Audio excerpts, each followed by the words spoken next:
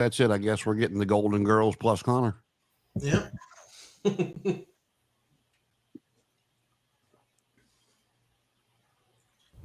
evening, everybody, and welcome to episode 69, haha, giggle, of Talking Elite here on the All Elite Zone podcast. I am your host, Adam Glexey. Great to see you guys all here joining us live. Tonight, we are going to talk about a very special topic, one that we mention on here a lot during the podcasts, but we really never touch base on, and I'm already dedicating a whole episode of it to this. So before we get started, let me introduce the panel for tonight.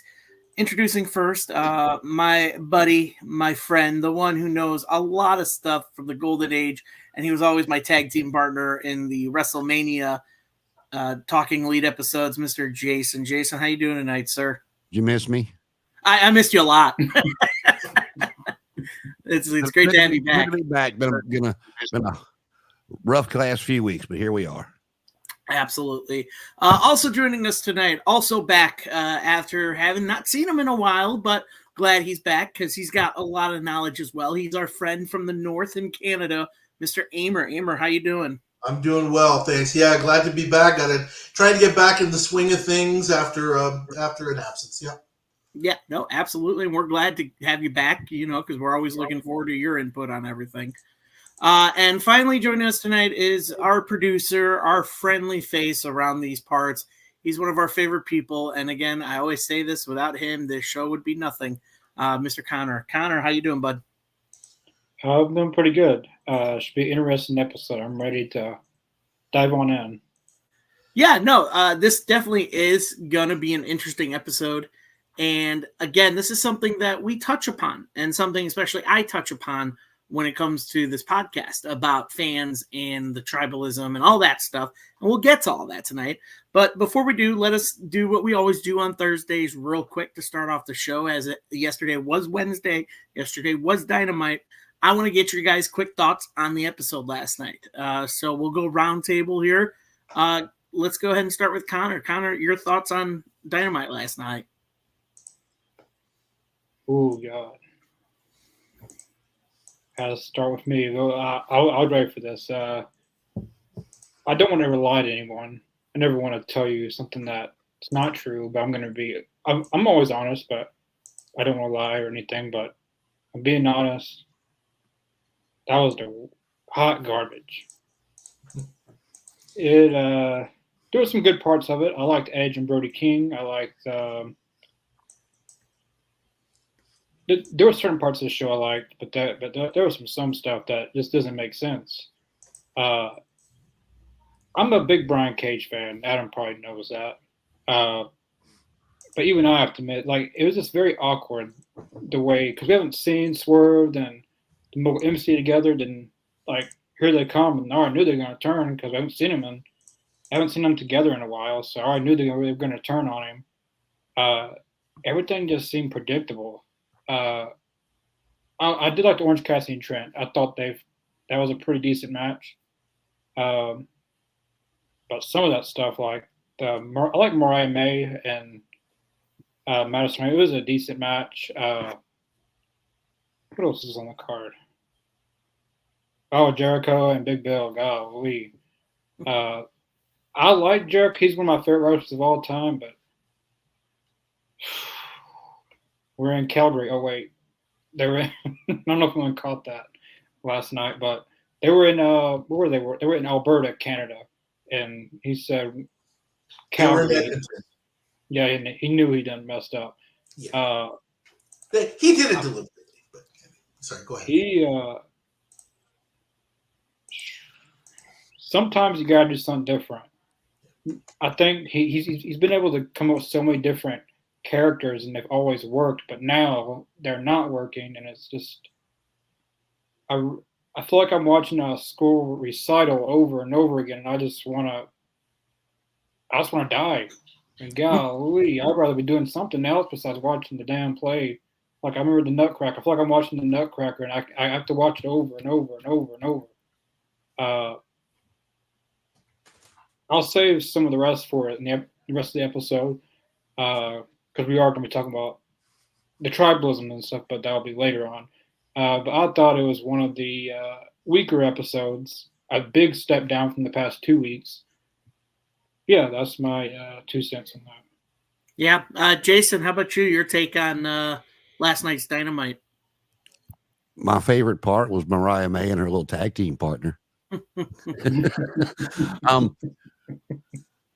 There's some things like I always say, man, I probably come across hypercritical because I've been watching since the earth cooled. But there's something that then you wake up the next day and you kind of scroll online a little bit and you see stuff. And the first thing I said watching it last night with Orange Cassidy and Trent starting things off was when he pile drove him on the steps. And yes, he messed it up a little bit. He slipped. And just within 10 seconds, Orange Cassidy's right back up, not selling the pile driver. And I'm just like, okay, all right. Can we get to what's next, please? And I don't know what they're doing with Don Callis and Orange Cassidy, and I don't really care, but the majority of Callis's people are hurt besides Kyle Fletcher. Like I said, Mariah May and her little tag team partner, I'm waiting to see where that goes because we all know that's going to be what they use to get her and Tony Storm away from each other. I had said a couple of weeks ago, just, I kind of get my fiance to watch and stuff, and some things she'll watch, other things she's like, what is that? But she knows who Swerve is because she laughs at me because I dance when he comes out. I do the little Prince when he comes out. That might be with or without pants on. You can. I won't deny or confirm either way. But and I was telling her a couple of weeks ago, they were talking about the Mogul Embassy, and I hadn't heard about them in a while. And then I'd seen online Ryan Cage re-signed, and I'm like, they need to go ahead and do something and to break him away with him being the babyface now, being the champion. And they've done a horrible job with Brian Cage. And the Gates of Agony, they're mid at best with what they've done with him, and they would bring him down. I said they needed to go ahead and have that split happen, get him away from him, and let them do their thing and let Swerve do his thing. So, yeah, you saw it coming as soon as they got in the ring, but I thought it was the right thing to do. Let Swerve move forward and let them do whatever they're going to do. Get to the end of the show. The Adam Copeland Brody King match I enjoyed. But I don't know if this is me being hypercritical, so I'm going to ask you guys' opinion. I was not a Sasha Banks fan in WWE, so Mercedes Moné has just come across worse to me. But like when CM Punk was there, he looked like a star coming out, but he looks like a bigger star in the WWE. Adam Copeland as Edge looked like he just does not look like the star power that he had in WWE is there in AEW. I don't know if it's just me. I don't know if it's the presentation that they're giving these guys. They just look less than what they've been presented on other channels. And then where I kind of like where they've had the Young Bucks actually have me interested in for the first time ever doing some of the stuff they did. But then last night kind of killed it for me because, okay, you've got the new Elite coming out, and then FTR comes out, and instead of putting it off for a week or maybe leading up to the pay-per-view on who else they may piss off to join the team AEW, just out of nowhere, Bryan Danielson and Eddie Kingston comes out with why? Eddie Kingston I can halfway see because he lost that title to Okada. You could probably, you could explain that, but then there's Danielson. It's just, it makes no sense. And one of the things with AEW, I've said for a while that I think WWE does a lot of stuff that's just kind of, it's in the middle. It doesn't go hot. It doesn't go cold. It's just, flat across. And with AEW, the stuff they do well, they do really well. But the stuff they do bad, it's really, really bad. And that's where a lot of that stuff kind of fell on me last night. Yeah, no, I could totally agree with you on that. And yeah, no, there's a lot of ups, a lot of downs absolutely coming from that episode. Amer, how about you? I mean, from your take from last night. Yeah, I'm totally with Jason. I thought, I was on, e-wrestling news, chatting with people the way that I normally do. And even some people, like the people who look at me and what I normally say, which is what we're saying, the kind of stuff we're saying right now, look at me as a hater. We're all like, no, this is pretty bad. And they were agreeing. It was not good. What the takeaway for me, because this is how I've seen most episodes of Dynamite and Collision, except for little bits and pieces here or there, little moments, I guess you could say, is that it's just discrete moments. Like, okay, let's do this. Okay, great. But the two questions, very simple questions that nobody in AEW ever seems to be asking are, so what? And then what? Right? We're gonna do this. Like the Mogul Embassy turning on Swerve. Okay, they turned on Swerve. So what? And then what? Now what do we do? Right? One thing that was very noticeable to me, towards the end, Edge and Brody King had a fantastic match. I completely agree. But then, does it set up what we all expect? Edge and Malachi Black at the pay-per-view? No. He goes to the back and he has a chat with Kyle O'Reilly. That's, like there's no there. And the pervasive thing that I see over and over again, and I wish it would change, is say what you like about WWE, but I think of them as like dad jokes, right? Sometimes you cringe, sometimes you giggle a little bit. You've heard them before, whatever. But you know what? At least they make sense. Nobody has to explain it to you. You understand what's going on, even if you don't necessarily like it. With AEW, there isn't that, right? AEW is like your annoying little sibling that's into this like obscure anime, and like if you don't understand, like I can't believe I have to explain to you what's going on here, or doesn't this make perfect sense? No, it doesn't make sense. I don't get it, and when you try to explain it, it hurts your head even more. That's the shame of it, right? So I sit and I try and enjoy the action as it comes, but I can't just turn my brain off and say, I really wish this would make sense, because all it would take was just to be just a little bit of effort. And how much better could this be? And that untapped and kind of wasted potential, frankly, I'll use the word wasted, is really glaring every single time. And it's a shame. So I'll leave it at that. Let's move on to Fandom or whatever. No, and totally agree. And I guess on my take from that, from all your guys' viewpoints on yesterday's episode and how AEW has been running the last couple of weeks, honestly, for me, I have to rewatch it during the day, the next day. So I rewatched it today. I had to, because I bowl league on Wednesdays, so I cannot watch it live. So I watch it the following day. So watching it, going over the episode, they had so much missed opportunities of when they went red hot of what they ended Dynamite was 2 weeks ago during the draft week. They had this hot ending there of them putting out Tony Khan, all this stuff. Then you followed it up last week with some decent stuff, but not great. And for right now, for what's going on in WWE, you got the King and the Queen of the Ring matches going on right now, because that's coming up soon. But AEW had an opportunity to kind of match that on Wednesdays of what they're doing on Mondays. Here's my overtake of AEW so far. We go back to talk about, okay, why? Why is this part of the story? Why is this the way that it is within this match or this feud? Again, we go back to yesterday of Swerve. They're trying to get him the hot take of becoming the babyface. Well, baby faces have to face adversity. So I kind of see where they were going with Gates of Agony and Brian Cage turning on him. Okay, why though? We understand the why is because they were paid off, but why and where is this going then? Are they going to break off? Then what?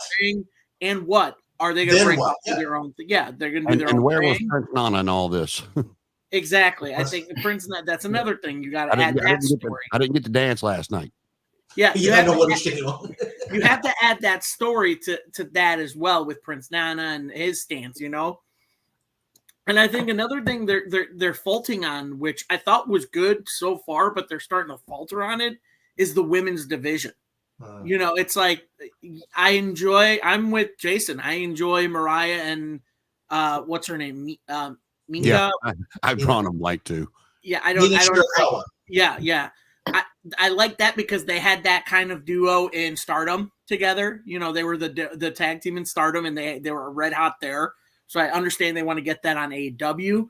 But then you add in Saraya and, Harley Cameron, and now you've got this Serena Deeb, Toni Storm, which, don't get me wrong, I love the fact that Serena Deeb's getting a world title match against Toni Storm. I think they're both excellent workers. I think they'll put on a hell of a match.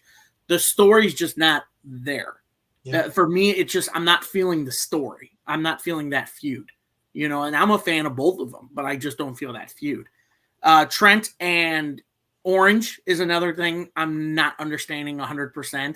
You had this good run of Trent turning heel, attacking everybody in the Best Friends, blah, blah, blah, and then he loses against Orange Cassidy. This is where you're supposed to get the starting point of his character to bounce to the moon of going over Orange Cassidy and winning.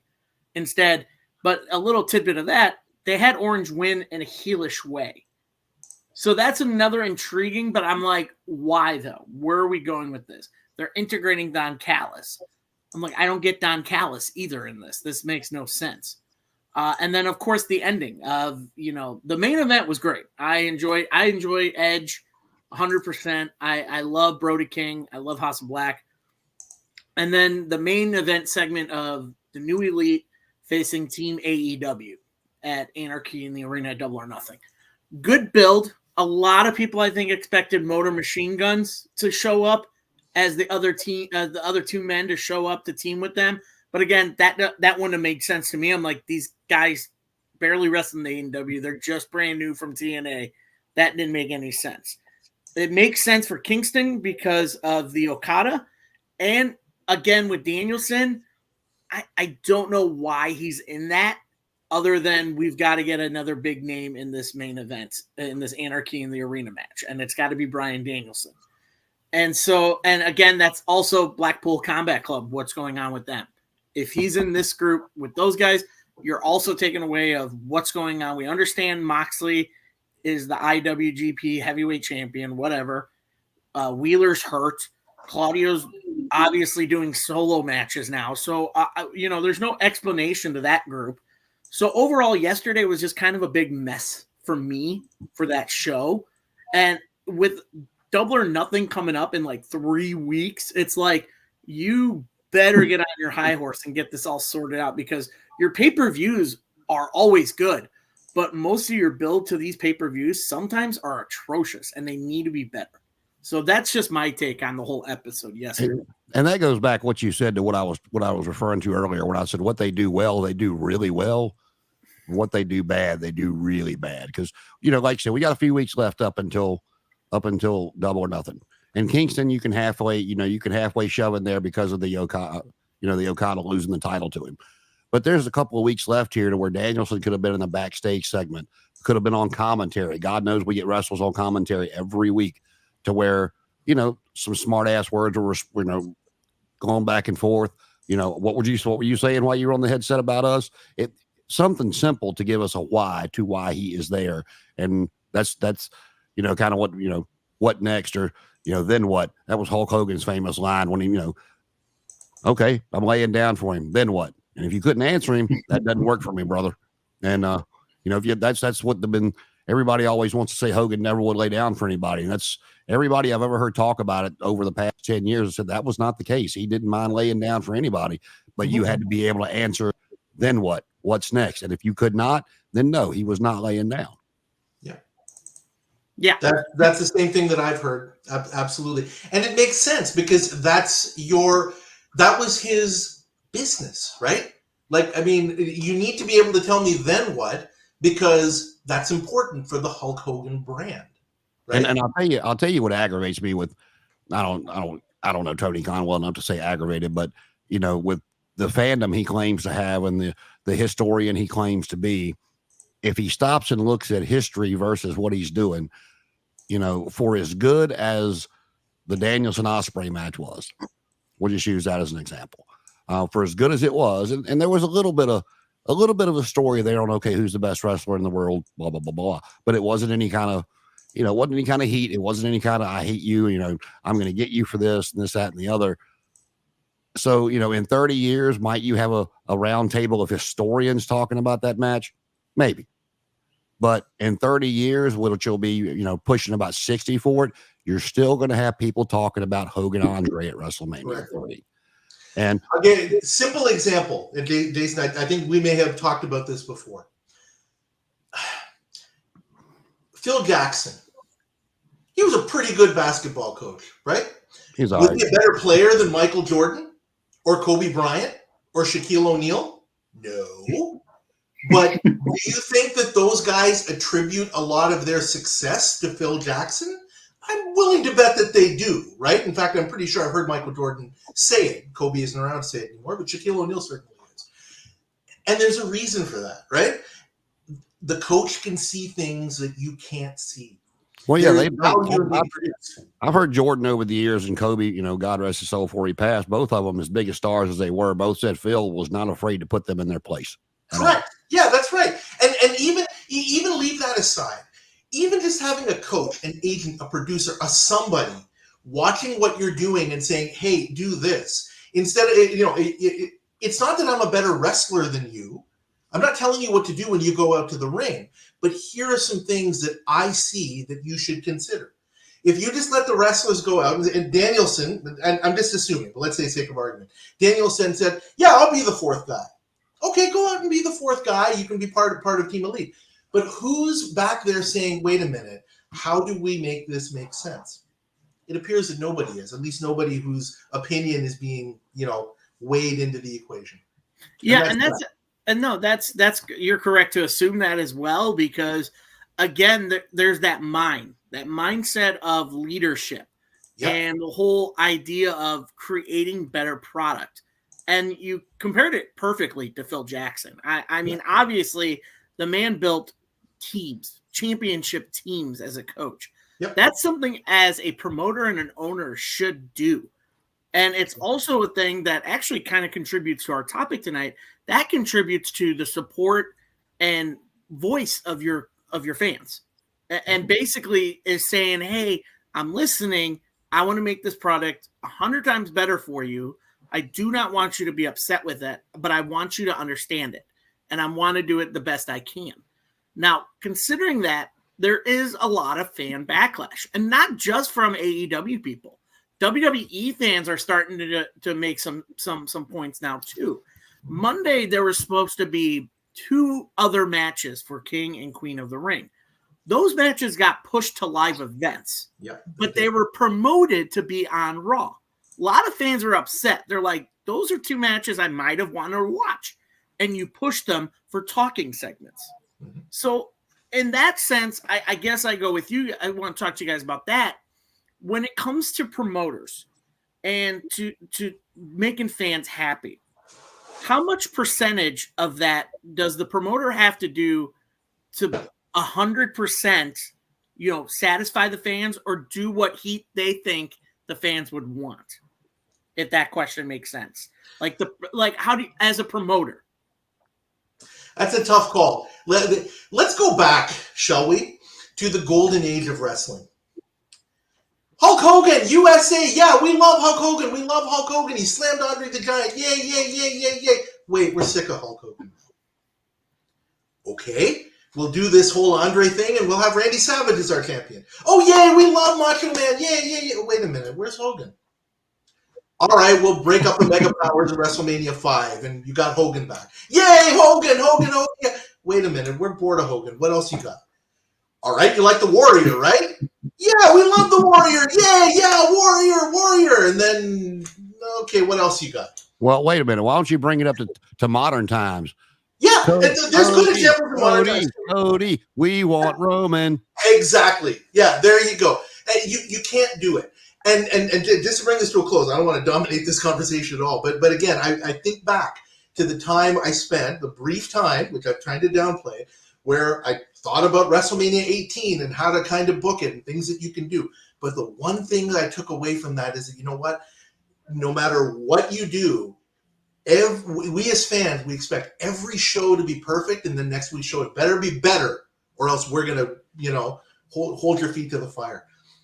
You're never going to have that perfect show. You're stupid to try. Just try to do the best and try to make it make sense. That's really all you can do. No, and we'll go back to Phil Jackson for a second. Football is a different animal. Most former players have turned into coordinators and position coaches, and they do pretty well in that. But they don't seem to do well at the head coach angle. But if you go back over the history of baseball, some of the greatest managers in history, Joe Torre, Whitey Herzog, Tony La Russa, they were position platoon players. I mean, no all-star appearances. And I say that because like the producers in WWE that are getting the most praise from the guys in the back are your Jamie Nobles, your Jason Jordan. Yeah. They could wrestle. They could go out there and have a good match with, especially if you gave them an opponent that was the equal or greater of their skill set. They could have a great match, tell a great story in the ring. But were they high profile stars? Jason Jordan, if he hadn't got injured, not sure what he could have became. But the guys like that are the ones that have became, the best producers and the ones that the guys and the girls. Fit Finlay, another example. A lot of people love Fit Finlay, but he never got past the mid card in the United States. And the women absolutely loved him and credit him for helping them get to the women's revolution of all the girls that we see nowadays that are doing so well. You know, the kind of people that you mentioned, like Whitey Herzog, Joe Torre, Tony La Russa, they sat on the bench and they watched the game, right? Or a lot of them were catchers who sat back and they watched the whole field and everything that went on, right? That's what it is, and that's why those guys are so valuable. A guy like Jamie Noble, okay, yeah, he sat in catering for 6 or 8 years or however long it was, but you know what? He paid attention and he watched and he learned the business. Well, you also see that. You also see that in the coaches in pro wrestling schools. They're all former pro wrestlers or still current pro wrestlers because they understand the game. They understand the product, and they do it in a safe way. They want you to be safe, but they want you to do it so you're not exhausted. I mean, I watch some of these old videos of the power plant from WCW days. I watch the old school videos that I see of like Taz promoting the ECW wrestling school. I'm like, these guys understand it. And so it's funny that you take it from a fan's perspective of the fans know better than the promoter. And it's like, you actually don't. Regardless of the wrestlers. That's the thing. Or the wrestlers, because most of those wrestlers who are past wrestlers are coaches or producers on these shows. Connor, before I want to get your thought on that. Do you feel that the fans kind of outweigh some of the promoters' decisions in pro wrestling, and that's what the promoter relies on? I don't know about every promotion, but in AEW, yes, it does. Like, I don't want to say just AEW, but I mean, AEW is the best way I can go off of it. Like if sometimes the fans have more power than the actual people who are in charge, it seems sometimes. You can't please everyone. Being a promoter, you got to do things that not everyone wants. Like, you can't, just like Amar was saying, they like a wrestler for a little while, and they turn. You just can't please everybody. There has to be a certain line to pleasing the fans and also not giving them everything they want. Because if you give them everything they want, they're still going to complain about something about it. You're never going to please everybody. Sorry, I took your comment there, David. But it's just what it is. You just can't please everybody. But I feel like the fans should not. I mean, in certain cases, like the Cody Rhodes thing, I agreed with. I'll fully supported Cody, and I'm glad that he finished his story and all that, because he did deserve. He was I feel like the person to beat Roman had to have been someone who scratched and clawed for it. Cody's that guy. Versus house shows, he's a company guy. But sometimes I feel in AEW that Tony listens to some of the fans too much. Like, if you go on his Twitter account and see his likes, he's liking all these fans, his comments, and this and that. And sometimes he actually goes off of them. I don't know if you remember. I don't know if you guys know this, but Tony Khan actually contacted a fan for booking advice, and like, this is a real thing. I can't remember what the guy's name is, but he does YouTube videos. He's not a promoter. He's not a wrestler. He knows nothing about wrestling. Like I said, some fans think they know more than the actual people in the wrestling business, but they don't. I used to think that. Looking back at, like, when I was starting training wrestling, I thought I knew more than some of the other people. And looking back on it, I didn't know. Like, looking back out now, I wish I would have, taken some of that advice.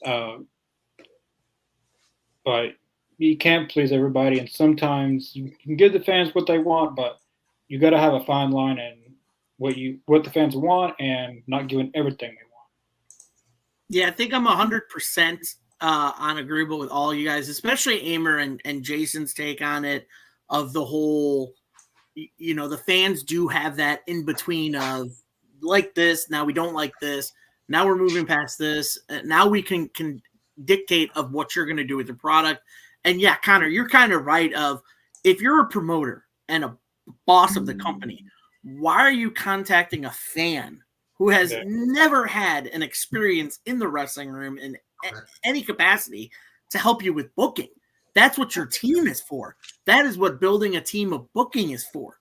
And the problem with that is with Tony controlling a lot of the booking and doing all of this stuff, getting a little bit of a team of like live events person, all this stuff, it's fine. But when it comes to booking, he needs that help. And so moving to this next topic of fans. Can I say one last thing? I'm sorry. Yeah, go ahead, Amer. Thanks. I don't know if any of you caught, there was a great exchange between Bubba Ray Dudley and Eric Bischoff about a week or two ago when they were talking about exactly this point. And Bubba Ray said, Eric, who was your learning tree? As you know, we relate to Chris Jericho and whatnot. And Eric said very proudly, Vern Gagne. And Bubba said, who is Paul Heyman's learning tree? Dusty Rhodes. Well, that's pretty good, right? Triple H's learning tree was Vince McMahon. Leave that for what you will. Who's Tony Khan's learning tree? Dave Meltzer. Correct. You see? There you go, right? And the internet and message boards. Well, right? Not the best learning tree. You know what I mean? Yeah. So I'll jump in on that too. There's this has been a while back, but somebody asked Meltzer why, certain matches in AEW were getting 7 and 6 5-stars when Kurt Angle never got one, when Flair and Steamboat got 4.3 stars, blah, blah, blah, blah, blah. And his response was something about, if I need to explain it to you, you need to go read Cage Match. Like, you stupid son of a bitch. Cage Match wasn't around when these guys were wrestling. What the hell are you even talking about? But I know, and that's what it is. And the thing about it is, like, I get that Bischoff's podcast isn't for everybody. I get that Cornette's podcast isn't for everybody. But you're talking about him getting free advice. They give him free advice every week. Now you do have to decipher the entertainment portion of their program out to catch what advice they're giving you. But they're giving you very free advice. And as far as the fan goes, if he would have done it a certain way, I'd have a lot of respect for him. If he had found somebody that was a super fan, that whatever, and he said, I'm trying to find different ideas for my shows. It looks like you've been watching a long time. As a fan, tell me what we do that you like and what we don't and what you don't. Not ask for booking advice, but what do you see on our show that you really like, that really makes you go, yeah? And what do you see that makes you want to turn the channel or walk away? There's ways to do things. And with the internet's here, the podcasts are here. And like I said, it's not just Bubba Ray and Bischoff, Cornette. I mean, even Kevin Nash. I mean, his sarcastic, smart ass tone that he comes across with. He still, Kevin had the book for a little while. Did he do well with it? A couple of things he did okay, and then he booked himself to beat Goldberg. Different story for a different day. But you talk about the contracts. It's all over the place. I know, but like with the contracts with these guys getting, I'm glad they get them nowadays. But like you go back, even when Steve Austin was already stone cold, he wasn't at the stone cold level he got to, but he was already stone cold and making that ascend. He was still standing back there, at his match be 3rd, 4th on the card. And he's talked about this for several years. And even when he got to the main event spot, he was still standing at the curtain watching every match on the card until he couldn't. And he's not the only one that did that. There's been so many guys and girls that talked about watching every match on the card, whether it was a house show, whether it was, TV, pay-per-view, and seeing and asking guys like, different veterans, hey man, will you watch my match and tell me what you think? And, I go back to Michael Hayes talking one time when Randy Orton was doing the Legend Killer, and, Michael Hayes went out there and cut a promo on Randy Orton in the middle of the ring talking about what he had done to Ric Flair. And Hayes come back, he said, everybody was like high-fiving him and patting him on the ass. Yeah, man, that was awesome. And he was like, what pissed me off? They're like, no, people are complimenting you. He goes, not one person in that locker room asked me how I did it. They just told me how good it was. They didn't say, how'd you do that? He goes, and that's what I'm here for. I'm supposed to be able to help these guys get to that level of the guys from the 70s and the 80s that could talk you into the arenas. And the thing I'm seeing with Cody now, and I'm wondering if he's going to, if he'll come around and actually go, okay, it's time to drop the title, because you talk about Hogan, you talk about Savage. Dusty's thing was always the chase was where the money was. And we saw that. We saw that for 2 years with Cody and Roman. And as soon as Cody's got the title, yay, congratulations, you finished your story. Okay, now we want Roman back. And so, I'll see, there's been a lot of things he's done that he's trying to emulate Dusty with. And it's like, now do you see what your daddy was talking about? With the babyface having the title. And a lot of people are saying it. They even said it when he was still in AEW. Cody's character with the big words and the suits and the way he comes across, there's a lot of heelish stuff there. So I'm wondering if he will ever pull the trigger on that, and maybe a Paul Heyman connection down the road because of the Dusty tree and stuff like that. Be interesting to see. But like I said, you see what's going on with Cody and all that stuff. And wrestling fans are just fickle. They are. Yeah. No, and They're only thinking about tonight. Yeah, and that's the thing is, when we talk about these fans being fickle, and we move along this whole branch of decades, and pretty much the fan base changing over the decades. We go back to the old days. Nobody had the cameras. Nobody had videotapes other than that big curtain call issue that happened. But if you look at old photos of inside arenas for wrestling shows, not one person with a phone up doing this. There's not one person tweeting or texting or anything like that. And, they're not interacting with these wrestlers on, social media. They're meeting them at the shows and they're being respectful. Fast forward to today, you're getting fan interaction with these wrestlers all around the world, to the point where some fans are even almost stockish to the wrestlers. And I mean, I'll ask you guys, I know where my standpoint is. For a wrestling fan to a wrestler, where do you draw the line? Where do you draw the line of this is too much? Because I will give my answer after you guys give your answers. Connor, we'll start with you. So I've met a lot of wrestlers throughout the years. I mean, a lot. You can go down my Facebook page and who's who. Not to brag or anything, but there's a certain You're line. my hero. There's a certain line to being respectful to a wrestler, a fan, and trying to get in their business. Like if I see a wrestler out in public, like Saraya, for example, she was nice enough to take a picture, and she's very respectful of it, and I told her thank you, and that's what you should do. You're taking time out of, if it's not a meet and greet, whatever, it's fine, but you just got to read the room sometimes. Yeah.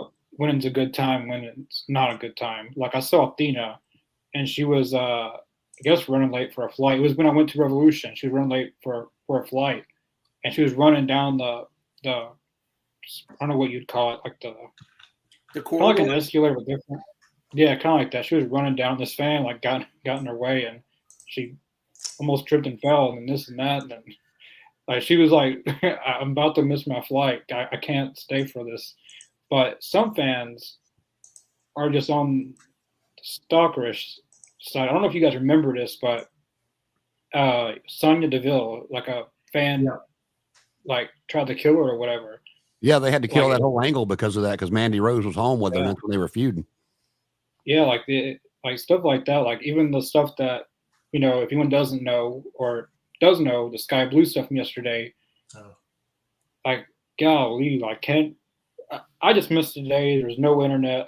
I said this in our group chat. I missed the days when there's no internet, no wrestling news. You went to a show, you thought everything was real. You met wrestlers there. You didn't go online, tweet about it, and when something happens, you got to tweet about it, this and that. Like, that's what I miss. Luckily, I got to experience that a little bit until cell phones and iPhones and this and that ruined everything. But I've met a lot of good wrestlers who were very, very nice enough to take a picture or sign something out in public. I've never tried to do it in a stalkerish way. If I did, I apologize. I don't think I have. But there's a certain fine line between like being a fan and then being a stalker. There's tons of stories about that. Like I seen someone got Bronson Reed's address and showed up to his house and asked for an autograph. Yeah, I saw that too. That's probably not one you want to do that to. No. Yeah, like I've done like fan mail for like NBA players sometimes. Like I go on this website and I didn't know if it was real or not. I sent it and I got a signed card back, but I don't do that stuff anymore because, especially for wrestlers, like these are like old time basketball players or baseball players, but wrestlers is different because, especially if they're current wrestlers, because you can get in a lot of trouble for that. They actually, if the wrestler wants to, I don't know the press charges, but I don't know. It's just very a shame that we have fans that that they just don't act like a fan anymore. Like they want to be in their life. They want to, they just want to be I mean, you are. I don't know what I'm getting at, but I just wish fans were not as stalkerish as they are. Yeah, no, I can see where you're coming from. Jason, how about your take on it? I think they're a product of today's society. Yeah. And what I mean by that is it's not just wrestling fans. So I don't want, that's kind of what we do here. We're all fans. Like I see people going on Twitter and, I'm right, you're wrong. I'm the self-appointed sheriff of the internet wrestling community. You're not shit, man. None of us get paid to do this. We'd like to get paid to do it. That'd be awesome. Somebody want to give us a call. We'll talk turkey with you. But right now we're all fans, and everybody's got the, and I don't care if you're 5'2" or 6'7", you're still a fan and you're still on the internet. And I think Mike Tyson said it best when he said social media has made people entirely too comfortable for saying things about people without getting punched in the face for it. Yep. And he's 100% correct, because you will sit there and you don't know who you're talking to on the other side of that keyboard. You might be talking to Sid Vicious or The Undertaker or Hulk Hogan or Andre the Giant, or it might be Rey Mysterio. You don't know, but you're not. Either way, I guarantee that 99% of the people in the world are not going to say that shit to somebody's face, especially a professional wrestler. Because, even though I'm not a big fan of Orange Cassidy, he still has some skill there that can take you down pretty quickly if he needs to. And, so it's give you a little story from when I was a kid, because you couldn't get away with it now. You'd go to jail. But, around the arena where I got same place I got Roddy Piper's autograph years ago as a child, all they used to put around the ring was the little ropes, the little teeny tiny ropes like you see tie down on trucks. And we had front row seats at the Fieldale Colorado High School gym. And the main event that night was Ricky Steamboat versus Jimmy Snuka with Gene Anderson. And it was your typical finish back those days. Nobody went over. Snuka took Gene's cane and was beating the ever-loving dog shit out of Ricky Steamboat, and Steamboat selling the ribs. And I was 5, 6, 7, somewhere along there. My mother turned her head for 2 seconds, and I slipped under the rope, and I was in the ring patting Ricky, asking if he was okay. And of course, luckily we knew all the sheriffs, and she's like, "Jason, get out of the ring!" And Doc, who was a pretty good sized guy, was like, "Boy, get back over here. What are you doing?" And I'm checking on Ricky, but seeing people and when you see people in the malls, or you see people in a restaurant, especially if they're with their family, and especially nowadays with the cons and everything, these people, especially the older retired guys, that's how they're making their money, is at these cons selling autographs. And you might not look at it as taking money out of somebody's pocket, but you kind of are.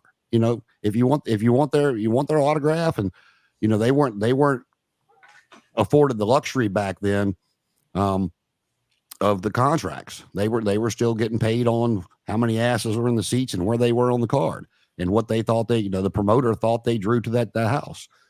And so they're going around to these cons, making their money, selling their figures, selling their pictures, snapping up selfie with them, doing whatever. And, and a lot of people are also very comfortable in society where they think they can just run up and say anything to anybody. I don't put myself better than anybody else, but when I got Ric Flair's autograph almost 30 years ago now, wow. It was at the first Nitro here in Richmond, and I didn't see him there, but it was packed. And I asked my buddies if they wanted to go across the street at the Marriott and have a couple of drinks while we waited on the traffic to die down. Well, what we didn't know, the first three people that we saw when we walked in the bar was Bobby Heenan, Tony Schiavone, and if you remember, Doug Dillinger, the security for WCW. And I'm like, oh, well, this might get interesting. And within 15 minutes, it was packed full of fans and the wrestlers. And I had met Ric Flair years ago as a kid, and he, looking back as an adult, he was just being an ass. But, I asked him for his autograph. He's like, oh, catch me after the kids show. I'm running late. I'm like, yeah, okay. Like I said, looking back on it, he had 2 seconds to sign my little book, but whatever. Still love Ric Flair. And I sit there for a minute, and I heard him say it to about 5 or 6 different people that it was downtime. Leave him alone. And I'm like, man, I don't want to bother this guy, but I'm never going to see him again. So I'm like, well, you know what? If he says no, he says no. So I got up and walked over. I didn't touch him. I waited on him to turn around. And when we made eye contact, I said, excuse me, sir, I heard you say it's downtime. I hate to bother you, but you owe me an autograph. And he kind of got standoffish. He goes, I owe you an autograph? How do you figure that? So I told him the quick story. I said, when I was about yay high in Martinsville, Virginia, you told me to catch you after the show and you'd sign for me. I said, well, this is the first time I had a chance to catch you. His whole demeanor changed. He got a big grin. He said, you got a good memory, kid. I said, you're the man, sir. And he signed the program. He goes, you getting a drink? I said, yeah. He's like, get his on my tab. I don't know if he paid for it, but I got it. I come back to the table and I had a beer and a shot, and they're like, did he buy you a drink? I'm like, he bought me 2 and signed my book. and I sat back down, and I never bothered anybody the rest of the night. I was just trying to avoid traffic. And even though they're making that kind of money these days, it's all in the approach. And social media, in my opinion, whether it's wrestling, football, baseball, anything else, has ruined people's approach. They don't know how to act and conduct themselves in society. Yeah. Amer, your take? Absolutely. It's just about showing just some basic respect. Like that. That's all it is, and that's basically what Jason's story is all about. You kind of got up in his face a little bit, but you did it not in a disrespectful way, right? And as you said, whole demeanor change. I had the opportunity to meet Ric Flair very, very briefly. A few nights before WrestleMania 18, and I shook his hand. And his hand is freaking huge. I'll never forget that. So I don't really have a story to say about it other than that. But I think that's really all it is. Just show some basic respect for people in general. And that is something that unfortunately is lacking in our society. My anecdote would be another channel that I have is for the old, and gosh, we are old, the old Mission Impossible television series from back in the 60s and the 70s.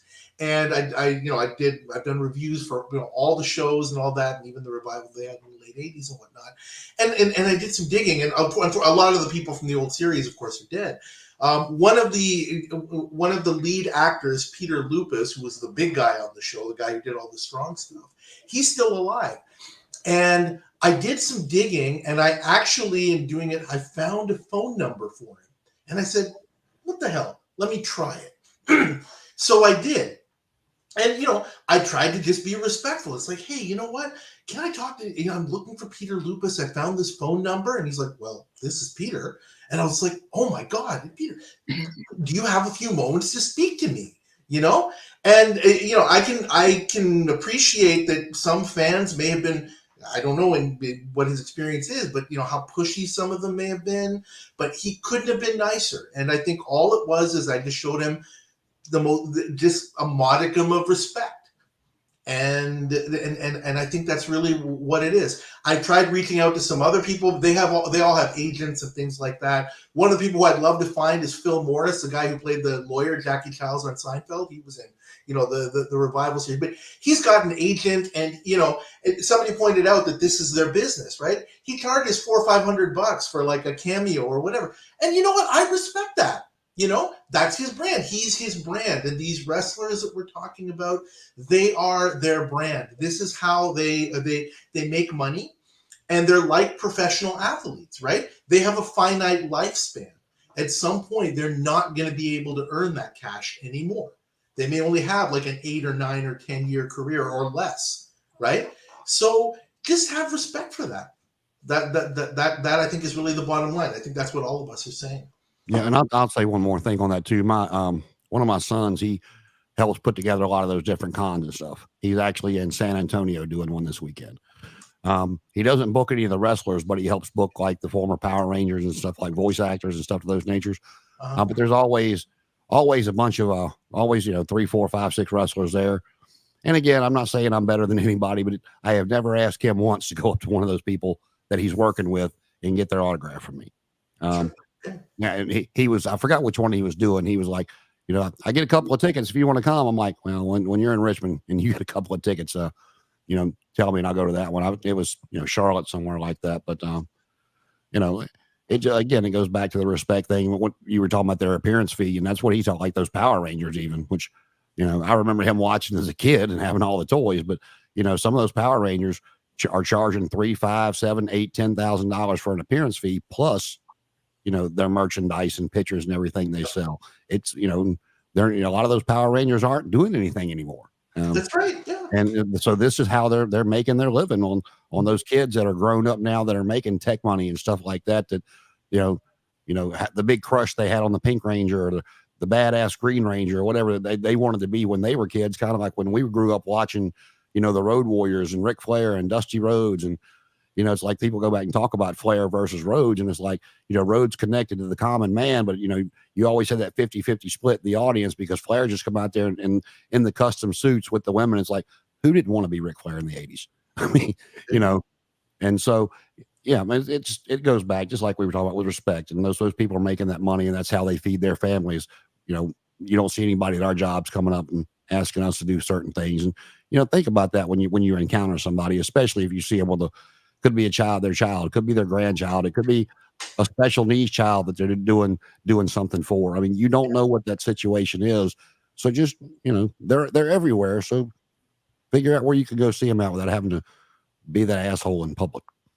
Yeah, and that's the biggest thing. And I mean, I've got a couple of interactions with pro wrestlers. I don't know if I told you guys the story of when I lived in Chicago and we were having a charity event. I went back to my hotel and WWE was in town that weekend. Jason, I think I remember I told you that I met Mickie James that same night, at our charity event. She showed up and, got a photo with her. She's awesome. We were all respectful. She's like, I just heard you that I was just around, heard that you guys were doing charity. So I was like, I'll buy a ticket for your charity stuff. She just showed up and she was up in VIP and we're all like, cool, welcome. Thank you for donating, So, and then, at the hotel, I ran into, FTR back when they were the Revival and Elias. And I looked at them, I said, I know you guys. They're like, oh, you do? And I was like, yeah, I watch wrestling. I was like, I'm a nerd. They're like, no, you're not a nerd. You're just a fan. They were cool about it.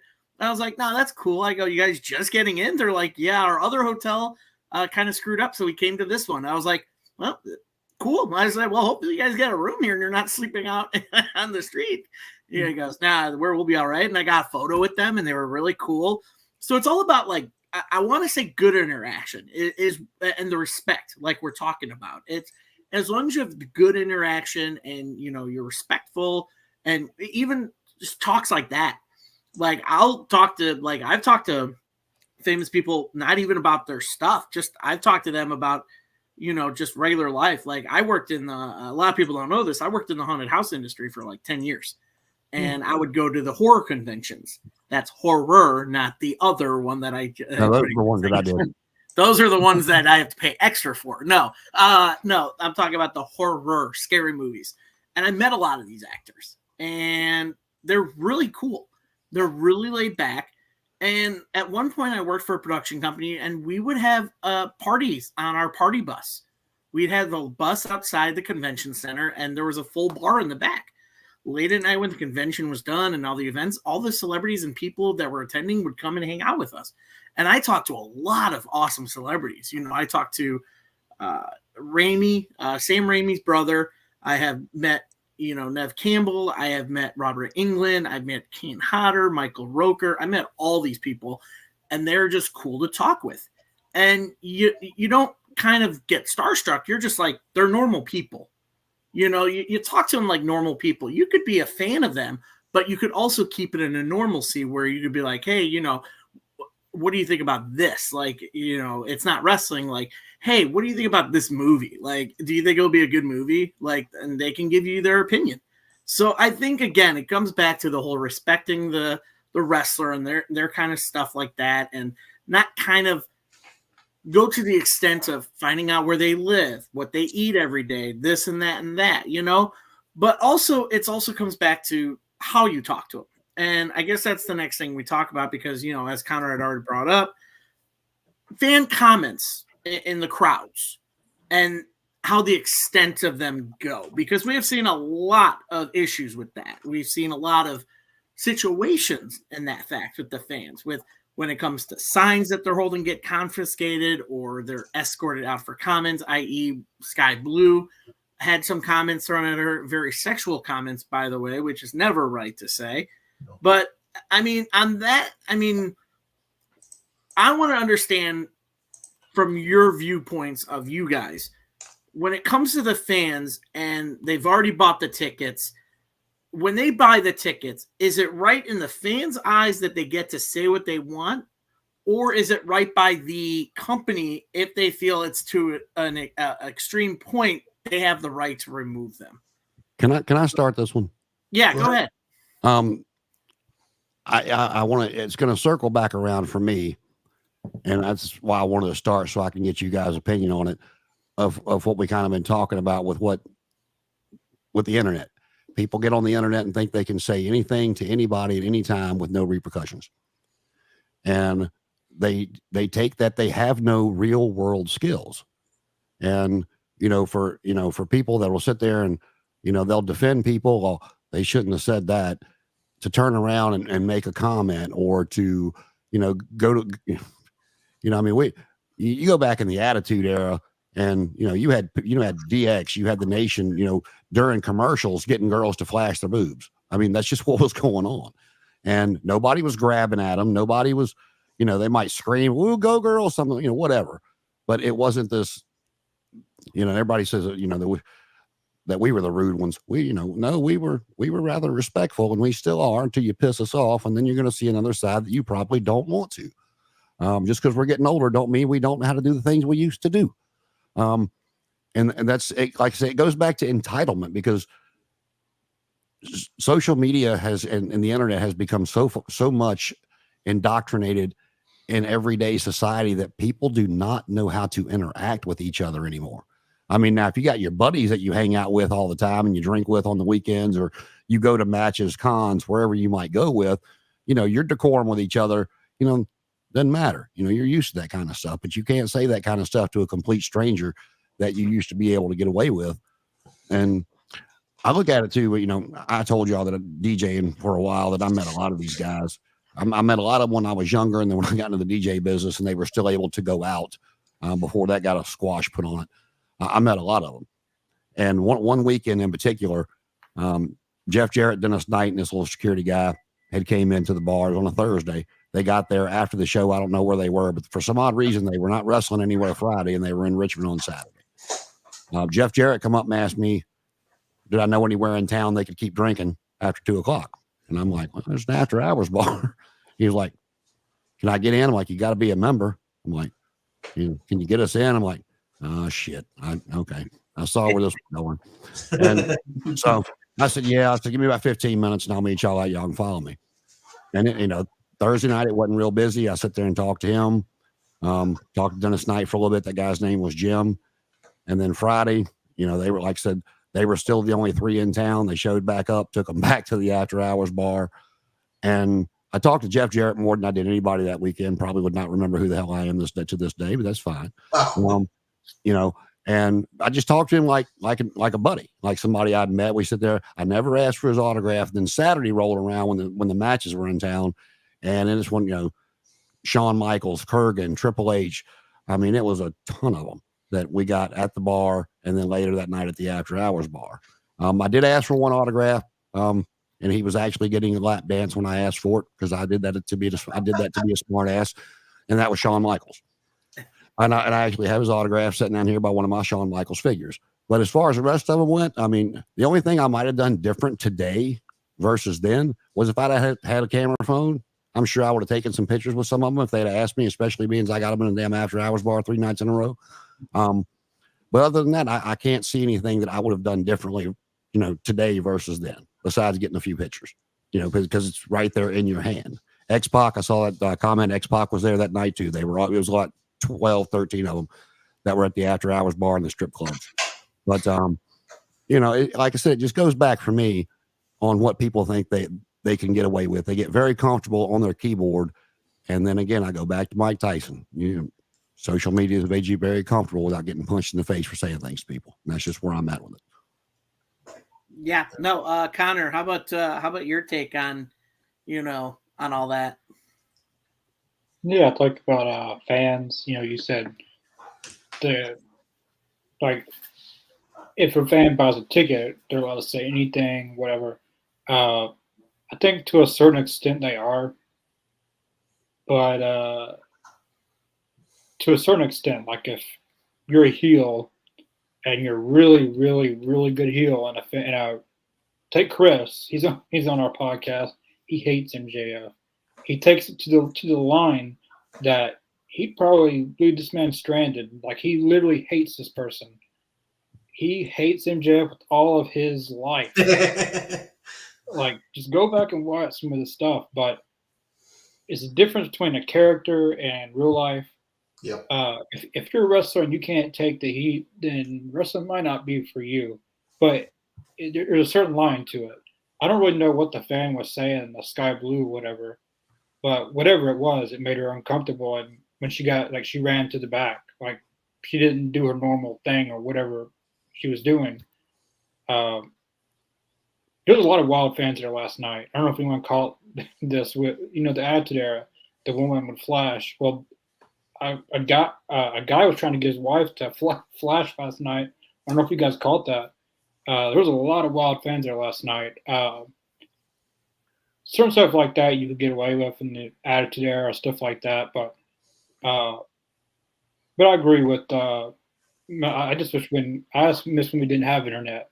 There's a lot of pros and cons. The pro is we never met any of you guys, and the con is got all these smart asses on Twitter and all this thinking they know more than the wrestlers and this and that. But I think it's a fine line between, like, if you're just chiming in on a heel, like just trashing them, saying whatever, then yeah, like that's part of the show. Like that's a heel getting heat. That's what you want as a heel. But if you're going across a certain line with whatever the fan, if it gets too personal, then yeah, it might, like if the fans is heckling the entire night on and on and on and on and on and on, then at a certain point there's a cutoff point to being a fan and just being disrespectful. Yeah, with the sky blue stuff, if you looked earlier, after it came out, somebody else actually tweeted at her and said, "Let me give you some fatherly advice," and proceeded to talk about her clothes and stuff that way. And Chelsea Green, of all people, came to her defense. Yep. And that's the kind of stuff with the internet I'm talking about. You go back to the 90s. Did we have chance of every match I went to, whether it was Nitro, Raw, especially, the couple ECW shows I went to, of show your titties? Oh yeah. We had several of those chants going on, but it's a fine line between going from, you can chant what you want, but when you, I don't know what the guy said to her in that tight vicinity right there, but it was enough. A chant's going to make them smile. They might shake their head at stuff they're chanting. But it was like when John Moxley came back from his rehab stint and had that guy thrown out for whatever it was he yelled at him. I knew at one point what the guy said, because that was the first time that the F word had gotten past being bleeped out on TNT. But you talk about the internet, but to me, to a point, it's ruined stuff for me, because if you go back, whether if you went back as a newer fan and watched the NWO and you liked it or you didn't, or you lived through it, you liked it, you didn't, how good or how big would the NWO have been if the internet had to ruin Scott Hall and Kevin Nash's appearance on Nitro? We'd have been like, sure.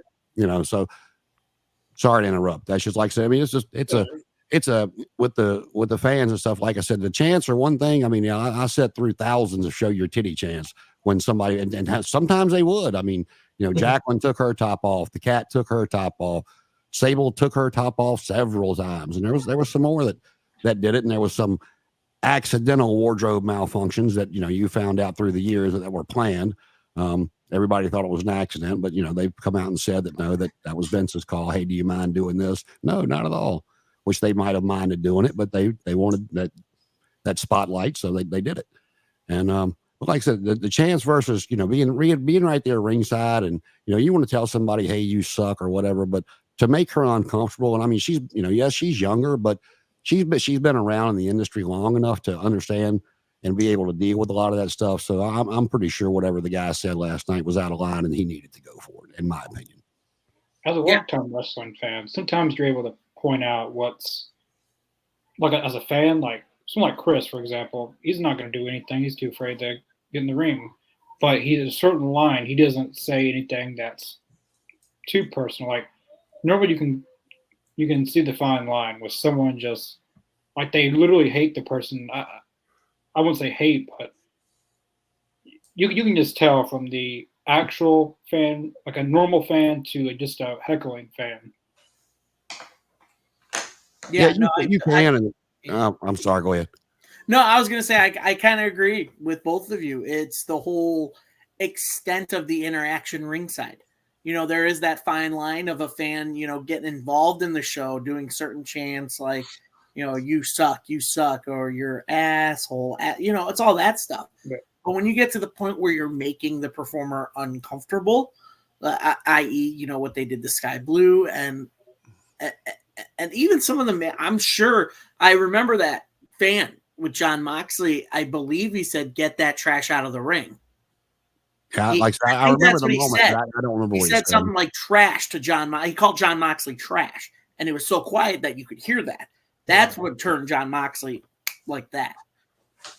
Well, I'll tell you with the internet too, what aggravates me now with stuff like, you know, when, you know, back in, you know, when I was a kid and stuff, you know, if you were getting heat like Jim Cornette was, or the Horseman or Roddy Piper, and people were trying to come over the rail at you, man, they were patting you on the back. Great job. You know, but now, you know, we know, you know, that's not the person, that's the character. And it's like, you know, if you're watching Law and Order and the case is the guy has beat up the girl, or he tries to do XYZ on the show, and you're sitting there watching that, and you're, that son of a bitch, I hope they get him.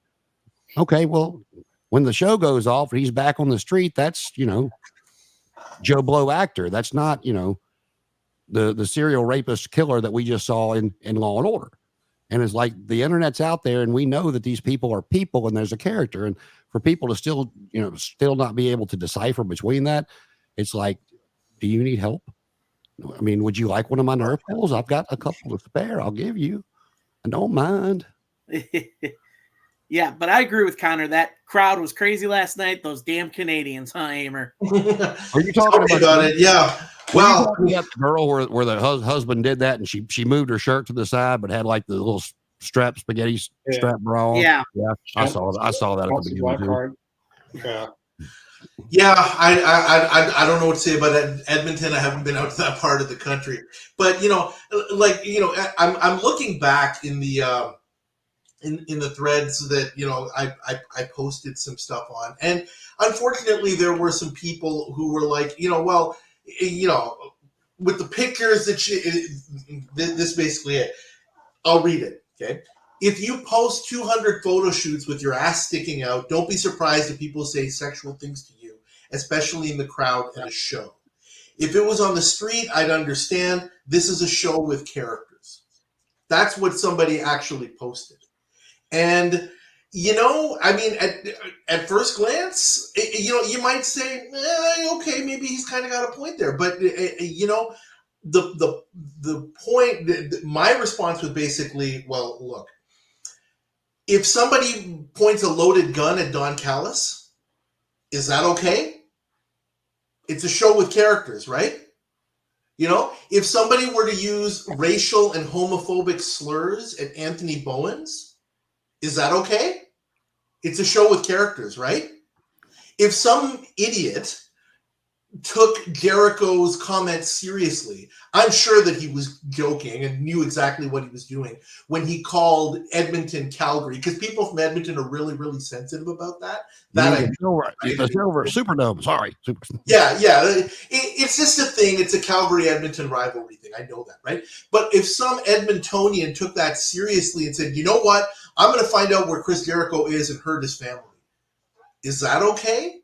It's a show with characters, right? I mean, it's. I don't see people. You can't use that as an excuse. And you know what?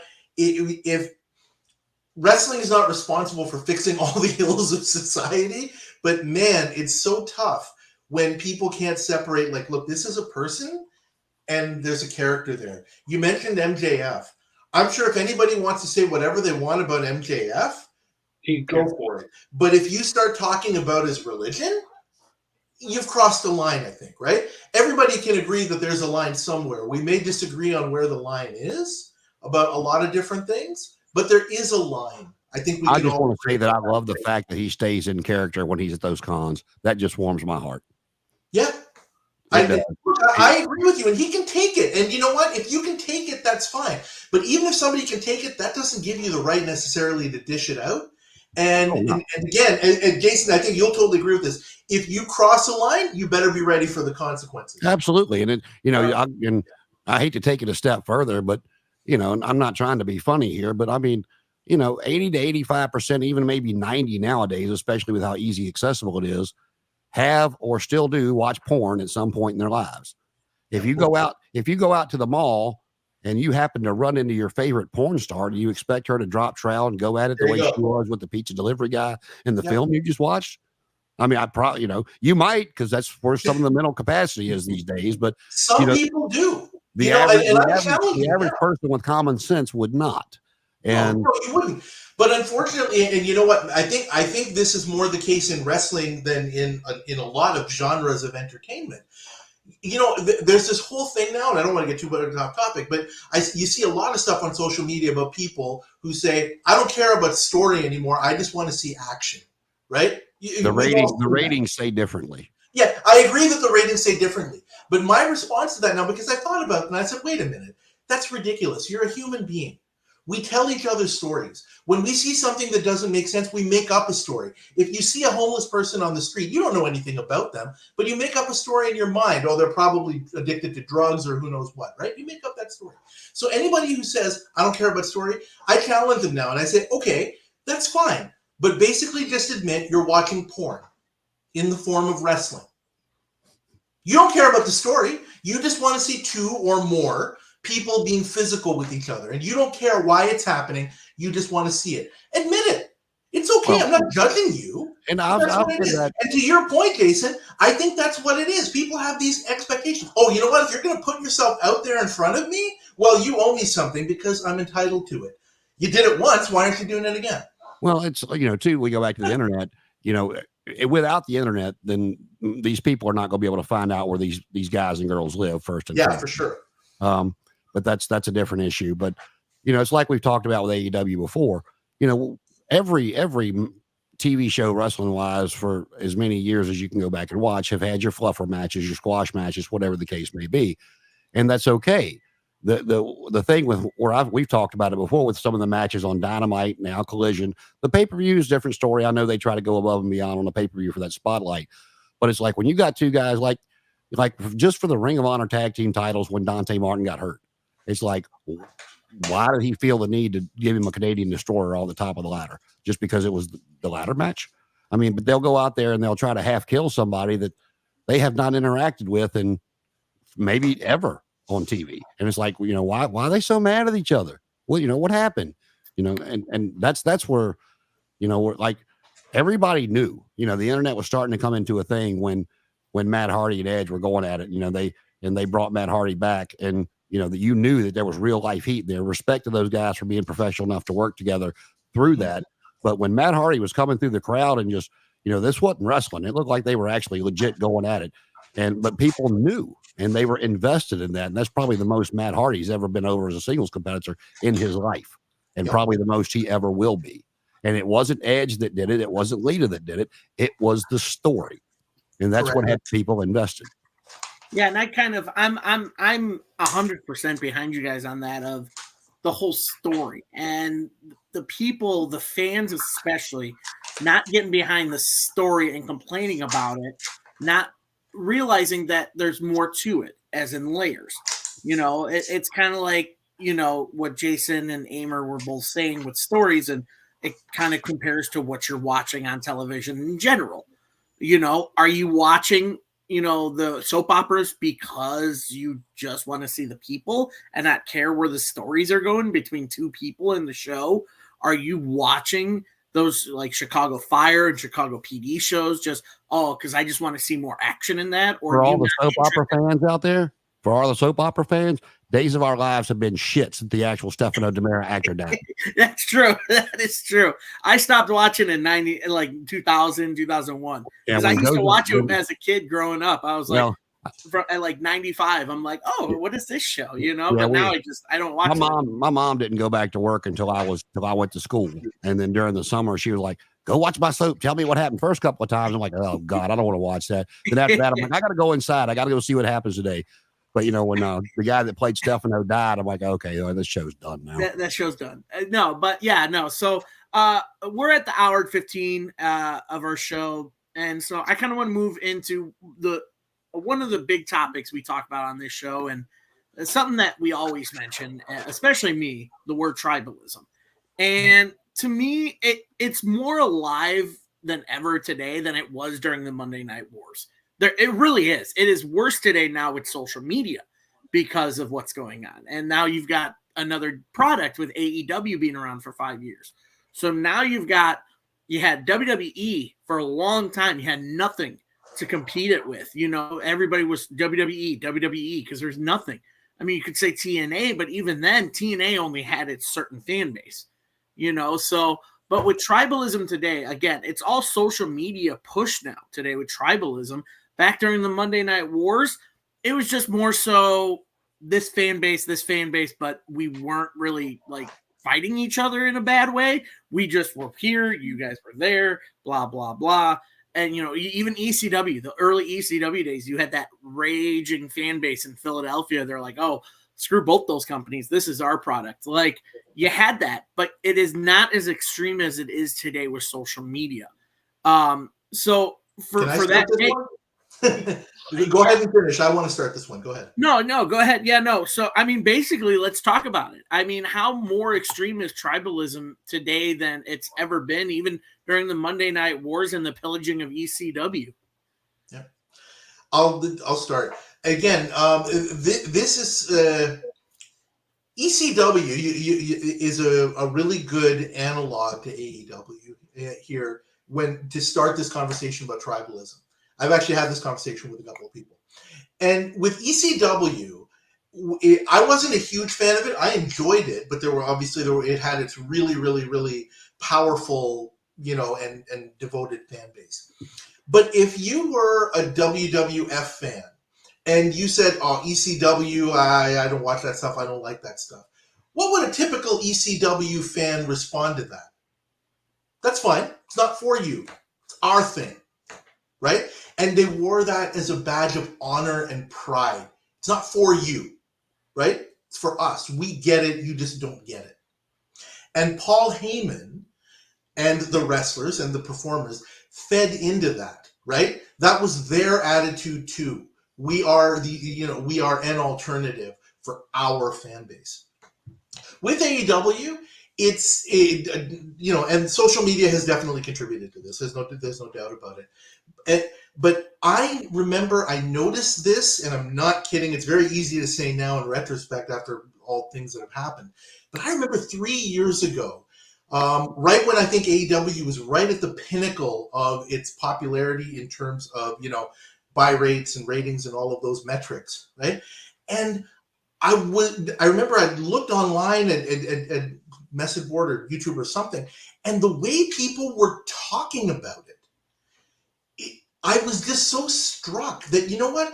This is not fandom. This is emotional investment. I could see it in the words. I don't want to make this political, but it's like sometimes people are that way political, and you all know what I mean, right? Some people are just so emotionally invested in somebody that it becomes part of their identity, and not necessarily in a good way, right? And I think that that's what we're seeing. And now we have a word for it. We call it tribalism. But that's it. There were people, and I could see it several years ago, because I remember making the comment, can you imagine if people had this kind of emotional investment in Vince McMahon? That's what I was thinking, you know? But I think that people honestly see, there's maybe fewer of them now, but there are still a lot of people out there who see Tony Khan as Luke Skywalker.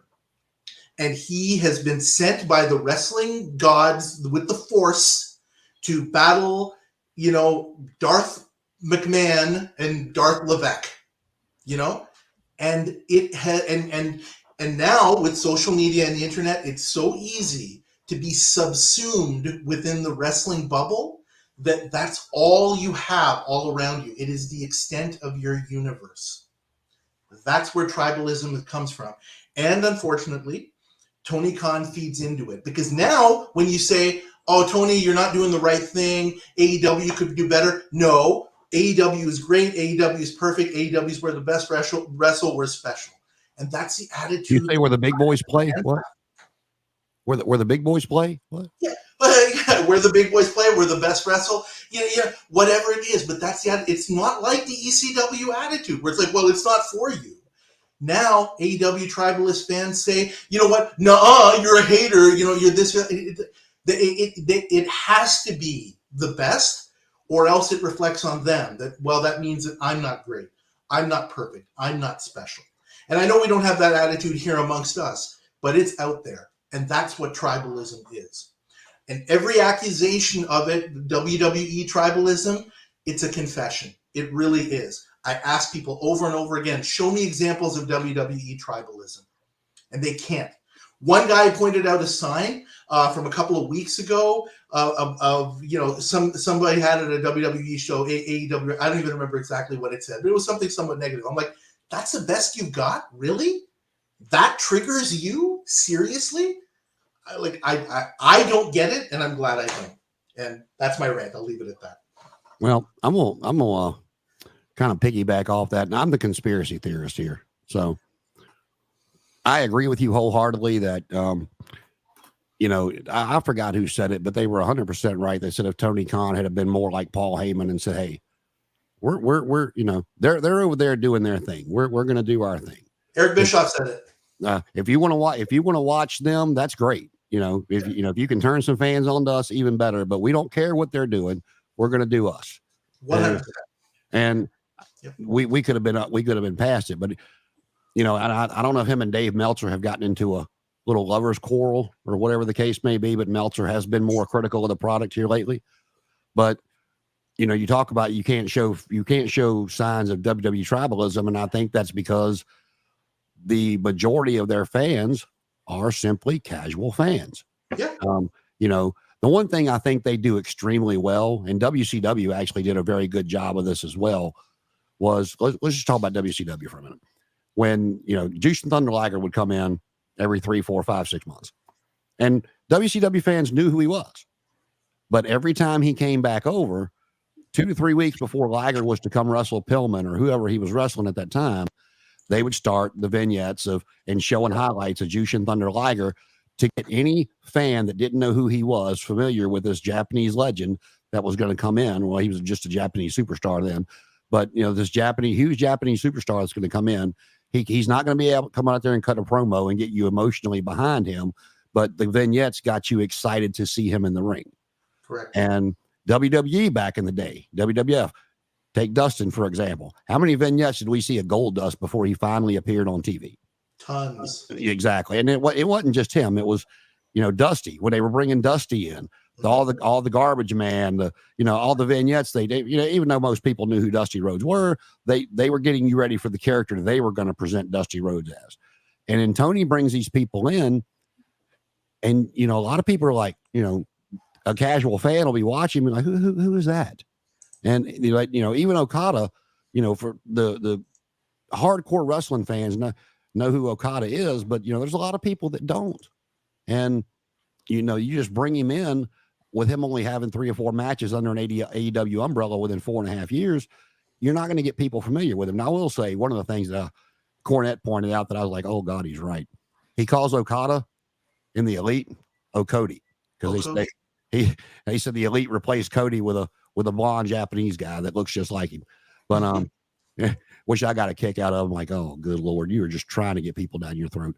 But I think a lot of the tribalism, in my opinion, that you see on the internet, it's not from the casual fan and the people that are selling out the arenas, that's why I pointed out earlier that I don't say a whole lot on those boards that we both all see, but I pointed out, oh, here's our Wednesday afternoon troll post. Thanks, guy. And he admitted it. Yep. He goes, you're welcome. He was like, and some guy even under the comments, he was like, oh my God, he admitted it. But I think you see people, they'll just come on and they're looking for attention. And yes. I'm about to go off on my rant and then I'm gonna leave it alone. They come on it like Danielson Ospreay. You might not know the story. I didn't like a lot of the no selling in the match personally. That's just my point of view. Did I enjoy the match? Yes, but I grew up on only a few people didn't sell, and that was, hell, even Andre sold. But Nikita didn't sell a lot. The Road Warriors didn't sell a lot. The Warrior, and then Sting in his comeback wouldn't sell something, but it was few and far between. And you get these people on there, if there's you don't have to be a wrestling expert to know if a match was really bad. You can sit there and look at it and go, ugh, or vice versa. And you'll see these troll posts that'll come on that where everybody's going to agree whether it had a good story or not. Danielson and Ospreay, great match. And then you'll see somebody come on and post, oh God, that was horrible. That would never pass in WWE. Knowing damn good and well they're full of shit, but they want the reaction. They want the comments. They want that, whatever it is on the social media, whatever it is that counts your reactions and counts the comments that you get, your interactions, and that's all they're after. And that's why you see me not comment a lot. She's not here tonight, but like I kind of got on Danny a little bit a couple weeks ago because she was commenting on something, and I'm like, why are you trolling? I thought I thought better of you than this. Why are you doing that? I remember that. Yeah. I wasn't trying to be ugly to her, but it's like, she was feeding into it, and it's like, come on, we're supposed to be talking about this and being better than that, and I know I don't like the Bucks either, and I'm not there with her, but like whether it's her or anybody else that wants to jump online and call the Young Bucks the Cucamonga Kids, that's a cornet line. And from any true AEW fan, you're going to get jumped on immediately. Mm-hmm. Yep. And this is where my little rant's going to go forward. Cody's fed up. I don't know if you saw the interview, but he's fed up with the comments back and forth. I thought I giggled at Tony Storm's little shot at him at the media scrum after Dynasty. I was like, now, if you want to take a shot at the WWE, that's the way to do it. It was comical. It was quick. I don't know if you guys remember what I'm talking about or not, but when she leaned over and she looked at Tony, she goes, and no matter how many stories I finish or how many titles I win, I will never invite you into the ring. I thought it was cute. It was subtle, and it was her character. But, the Ospreay stuff, what Tony says, what Meltzer says over and over again. And then, like, I think, it just hit a point with Cody. He had an interview. He's like, the Bucks and I are still tight. And Tony should have told those people to keep mine and my wife's name out of their mouth.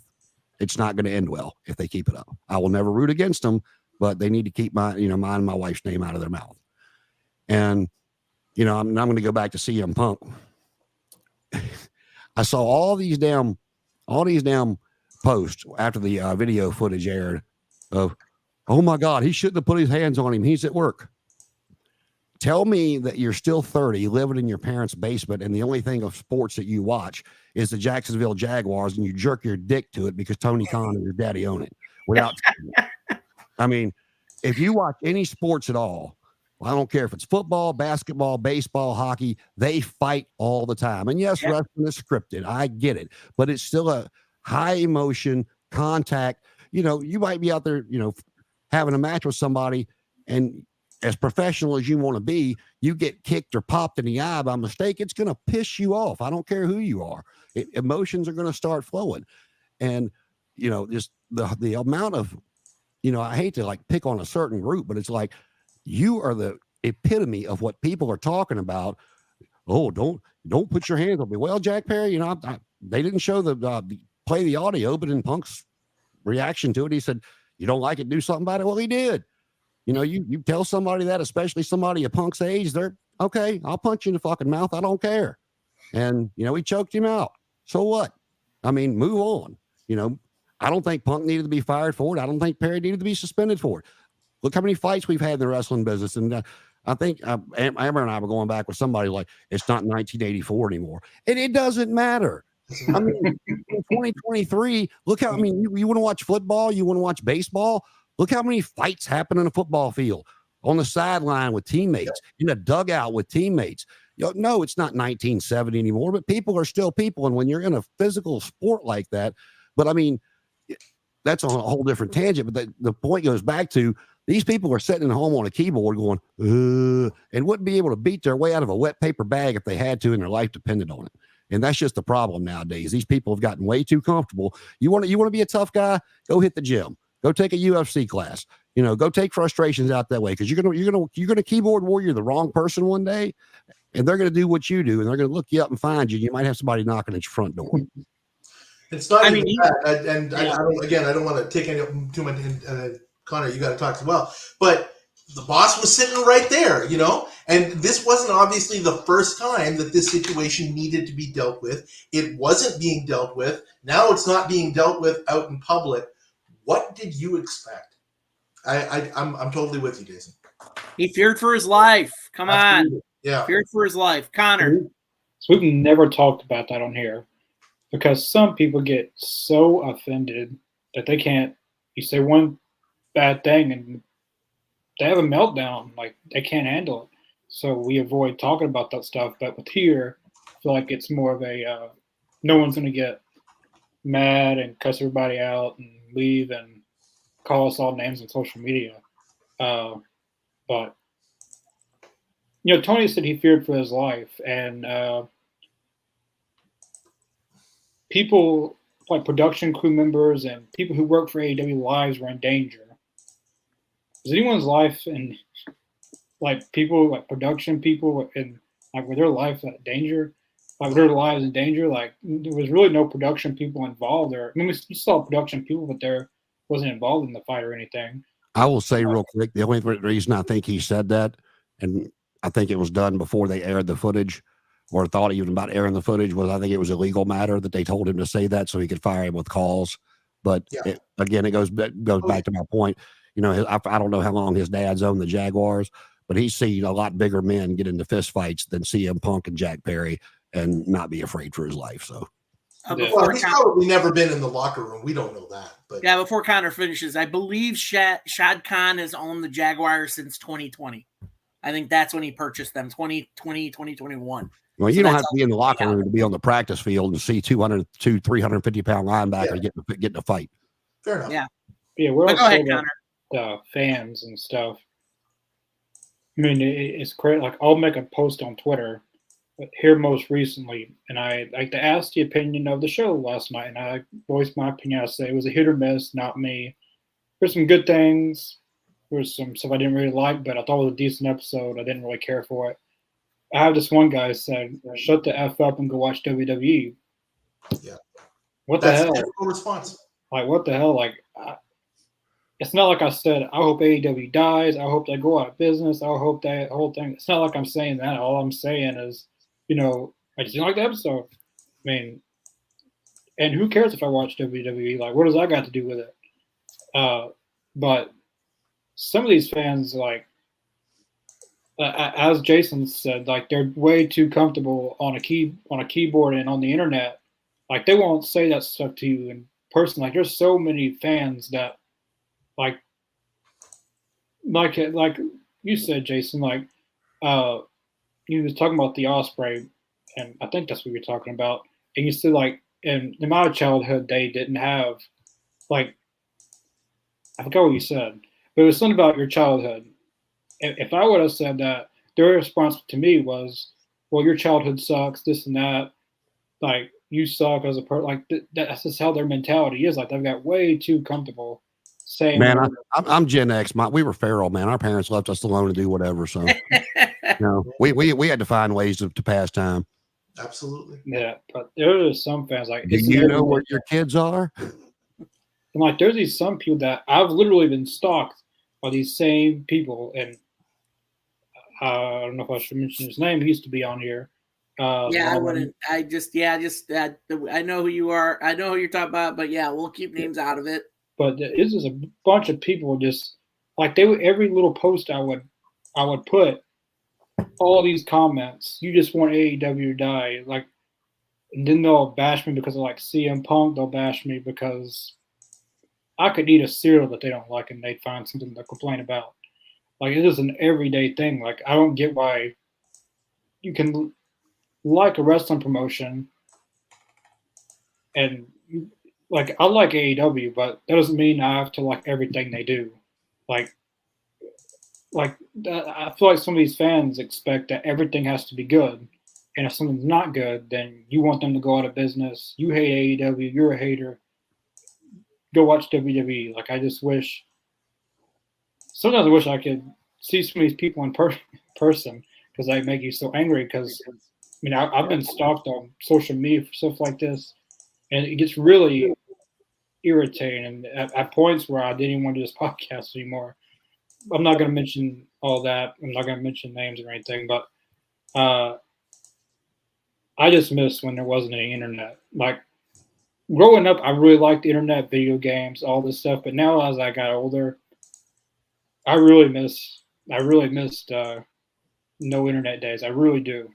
Now looking back on it, I wish I wouldn't have thought some of the things I thought. That, I like the internet, and I like being able to do certain things, and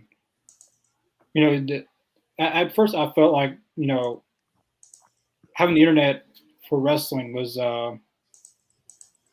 pretty cool. You got to meet new fans and stuff, which there's a lot of pros. As I said earlier, there's pros and cons to the internet. I would never have started this podcast. I never would have met you guys. There was a lot of things that I wouldn't have been able to have done.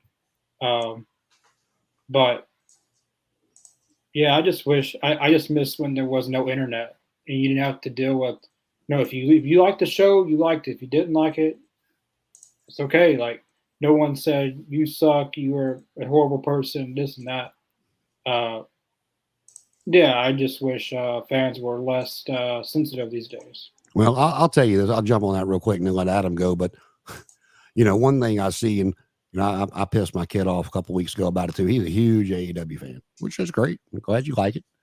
His favorite time, he started watching wrestling in the TNA days of Joe and AJ Styles and all that stuff. That's beer money. That's his favorite time of wrestling.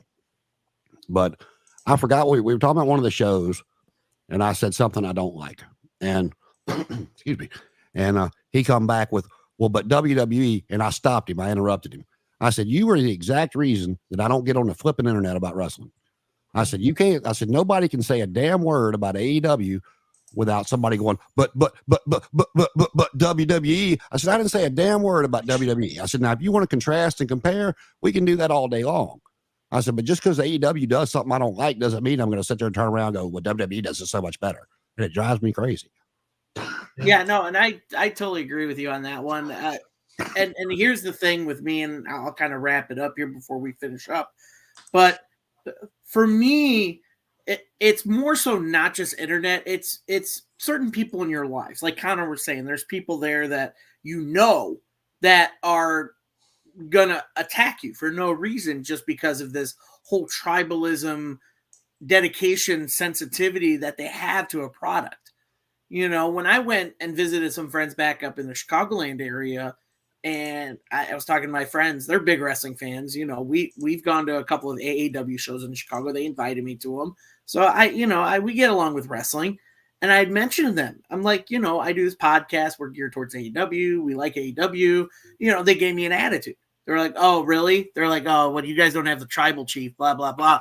I'm like, listen, I said, I understand what WWE is doing with their storyline, and I'm okay with that. I just prefer AEW's product. If you don't like it, that's fine. That's cool. Yeah. But they had that mentality of all they knew was WWE. They don't care about anything else. They're just geared towards WWE, which is fine. If that's the only thing you want to watch, that's fine. I'm not going to hold it against you. I have no ill will towards any of that. I still watch TNA. I'm watching AEW. I watch a little of WWE. I watched Raw. It wasn't my favorite episode of Raw. There were some good matches on there, but I didn't overall enjoy it. Same thing with Dynamite last night. There were some good moments on there, but I didn't overall enjoy it. I'm allowed to have my opinions. I'm allowed to have that voice of what I do and what I don't like about something for a product. You know, this is why you also have people that do like product testers, what they do and what they don't like about this product before they decide, yes, we'll go with it or we'll keep it back and work out the kinks. I feel like that's kind of like almost a good analogy for the wrestling stuff. With pro wrestling stuff, test it out in, think about it. WWE and TNA and all these other wrestling promotions that, you know, when they do like local events, they test something out. And if the fans don't get behind it, they go, okay, we won't put it on screen. You know, AEW, I'm sure they were probably doing that during some of their House Rules shows they were doing. I'm sure they were testing stuff out, like certain matches, certain characters, or certain like things going on, and they're like, yeah, the crowd wasn't behind that, let's pull that back. You know, it's something they have to do and everything like that. And I think the problem with the fans is if you make, and again, this is the keyboard warriors, as Jason had talked about. If you make a comment about here's are some of the things I like and some of the things I don't like about what happened, you're going to get those people that are going to come after you because they have that mentality. They've been programmed. They've been programmed in a certain way to have a focus on one thing. You know, I worked in broadcast radio. That was my degree in college. When you think about marketing and stuff like that, the marketing techniques they use in everything, commercials, think of commercials. If I say something in a commercial, you guys are going to know what it is, right? It's going to be Campbell's. What's their slogan? Good. Good, right? That was their slogan. Good. Yeah, right? The best part of waking up? Folgers. That's it. So still drinking. Marketing. The way commercials run. It's the same thing WWE, that not WWE does, but like professional wrestling does. It's the marketing techniques they do. AEW, man, like Jaguar games, they got AEW on billboards over there, you know, commercials on TBS. They get it. WWE, they've got billboards everywhere. Their commercials, they got catchphrases there. AEW's got wrestlers that have catchphrases, all that stuff. It's getting in the mindset of the fans and everything like that. So that's, I think, where tribalism comes from, is that people are programmed to a product and they will defend it. And my thing is, okay, you can enjoy that product, but you don't need to attack other people that enjoy something else. And it's all about, we go back to when we talk about fans interacting with wrestlers, it's about the respect. It's about showing respect to people who prefer something else or have different characteristics, whatever. But it's about respect and not attacking, if that makes sense to everybody. But that's just my overall take on it. Before we wrap up, does anybody want to say any final words? I do want to say, right, you actually hinted at it. There's a lot of things I came in here wanting to say. And then when it's time, I just forget everything, it seems like. But I feel there's a healthy way to have a debate, you know, but it just gets to our personal. Like, for instance, you know, I like AEW. I've been an AEW fan since literally day one. For me, the company isn't as good as it used to be. And then, you know, someone on Twitter, you'll normally get, like, how do I say it? I used to be good at these things. But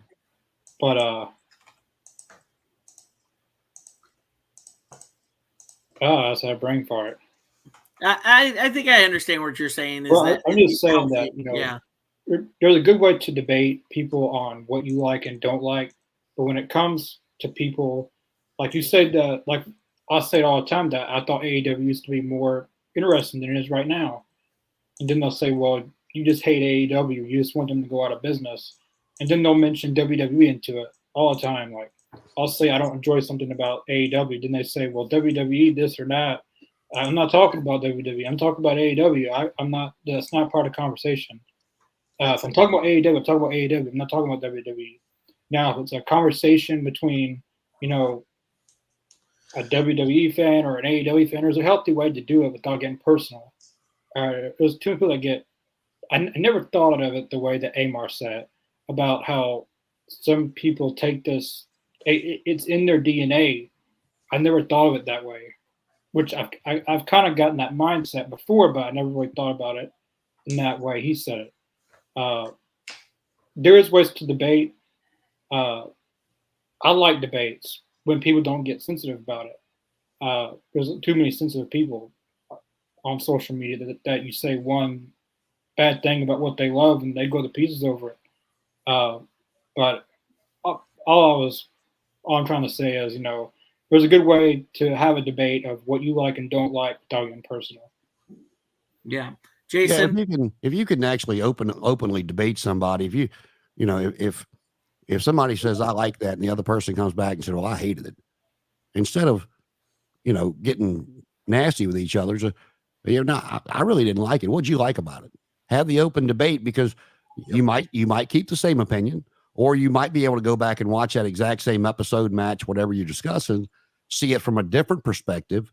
Maybe you like it, maybe you still don't like it, but you're able to see something, well, okay, that's not for me, but I can see what he's talking about. It's a very, we talk about, I know I talk about me being a kid all the time, and I mean, going to the matches from, that age that you don't see anymore. I remember several times walking in the matches, and you got a certain group of people here and a certain group of people over here. This group's going, woo, and this other group over here is going, let's get funky like a monkey. But they're having a good time with it. They weren't ready to, brawl or, try to find your house and come knock on your door or go to the computer or go to the phone and call you every name under the sun and attack the way you look, your religion, your wife, your kids, the car you drive, your grass hadn't been cut, whatever they can find to attack you with. They were having a good time, and then they went home and forgot about it. Yeah. And, and one of the things that personally, that the reason I could really quit commenting was I'm concerned for AEW and the TV deal, because I would like to watch TNA. I would like to watch TNA, but I can't get it, except unless I want to go YouTube something and sit here in front of the computer and, or whatever. I want to sit there and watch an episode. I'd like to be able to watch an episode on Thursday night, because it's Law and Order on Thursday night for me, because there's no wrestling on. But in my opinion, and you guys can jump on this as well if you want, I think the reason that Warner Brothers TNT hasn't re-signed them yet is this is the year that the NBA is up for renegotiation, and everybody and their brother, ESPN, ABC, all these different people are bidding for the NBA. And Warner Brothers is part of that. And if they get the NBA, if they don't, I don't think AEW got an issue. I think they bring them right back if they do not get the NBA back. But if they do get the NBA, how much did they pay for it? And is there going to be money left to pay AEW if they get this NBA deal? So, and that's not, I want them on TV. I'm like Connor. I've been watching since day one, and there's certain things I like, certain things I don't. And I think if Tony Khan was as smart as he gave himself credit for, he would have picked up the phone as soon as Nick Khan come out and said, I'm open to working with other companies. I would have called him and been like, I'd have picked his brain. How open are you? Can I come tour your performance center? Because I want to do something similar for Ring of Honor and really have a feeder system for AEW. They're not on Monday nights. They're not on Friday nights. I mean, well, the Rampage is, but it comes on after SmackDown. So they're really not competing in the sense that people think they're competing. They're really not. It gives us something on to watch, 4, 5, 6 days a week, depending on what's happening.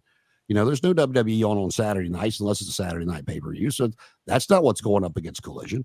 But I'd have picked up the phone and hey, is Paul open and talking to me? Will he tell me what he did to get NXT up and running? Because, I really want to get some of these guys trained. And if WWE don't want them, maybe we do, and vice versa.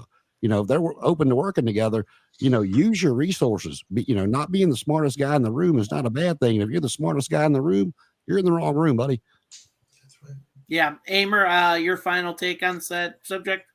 Final thing, I mean, that's a great point. I'll jump off what Jason just said. There are people, and I've worked with both kinds of people. There are smart people who hire smart people and tell those smart people what to do. And there are smart people who hire smart people and ask them what they should do. And that's really the thing, right? Now I'm fortunate that I work for a company that has the latter kind of mindset. They ask the smart people in the room, what should we do? Right? And that unfortunately just does not seem to be going on in AEW right now. And look, Tony can run it however he wants, but I've said from the very beginning, almost since AEW started to be on TV and I started watching, I said, boy, I sure hope this works, because if it doesn't, even if, let's say, something happens and they don't have a TV deal this year, well, AEW will survive. They'll find a way to, probably get on the air, even if Tony has to pay for it, or, whatever. That's fine. But the biggest thing to me is, if it fails, for some definition of the word fail, there's never, ever going to be another competitor to WWE. Who would do it? If a billionaire's kid who knows everything about the industry can't do it, why the hell should I risk my money? Right? That's what a normal business person would say. And Tony's just not a normal business person. That's fine. Let him, he can be however he wants. But even if money doesn't motivate him and his mindset and his life experience, and I don't understand it, but I understand that it is this way. He doesn't have the kind of concerns that all of us probably do, right? For us, money is a finite resource. For him, it is not, right? He can't comprehend the idea that there's not more money. He can't. It would be like explaining the internet to a caveman. It's not part of his mindset. But here's the thing, Tony. Every single person that you are doing business with, whether they're a contractor for you, an employee, a business partner, whatever, everybody else you're dealing with is motivated by money.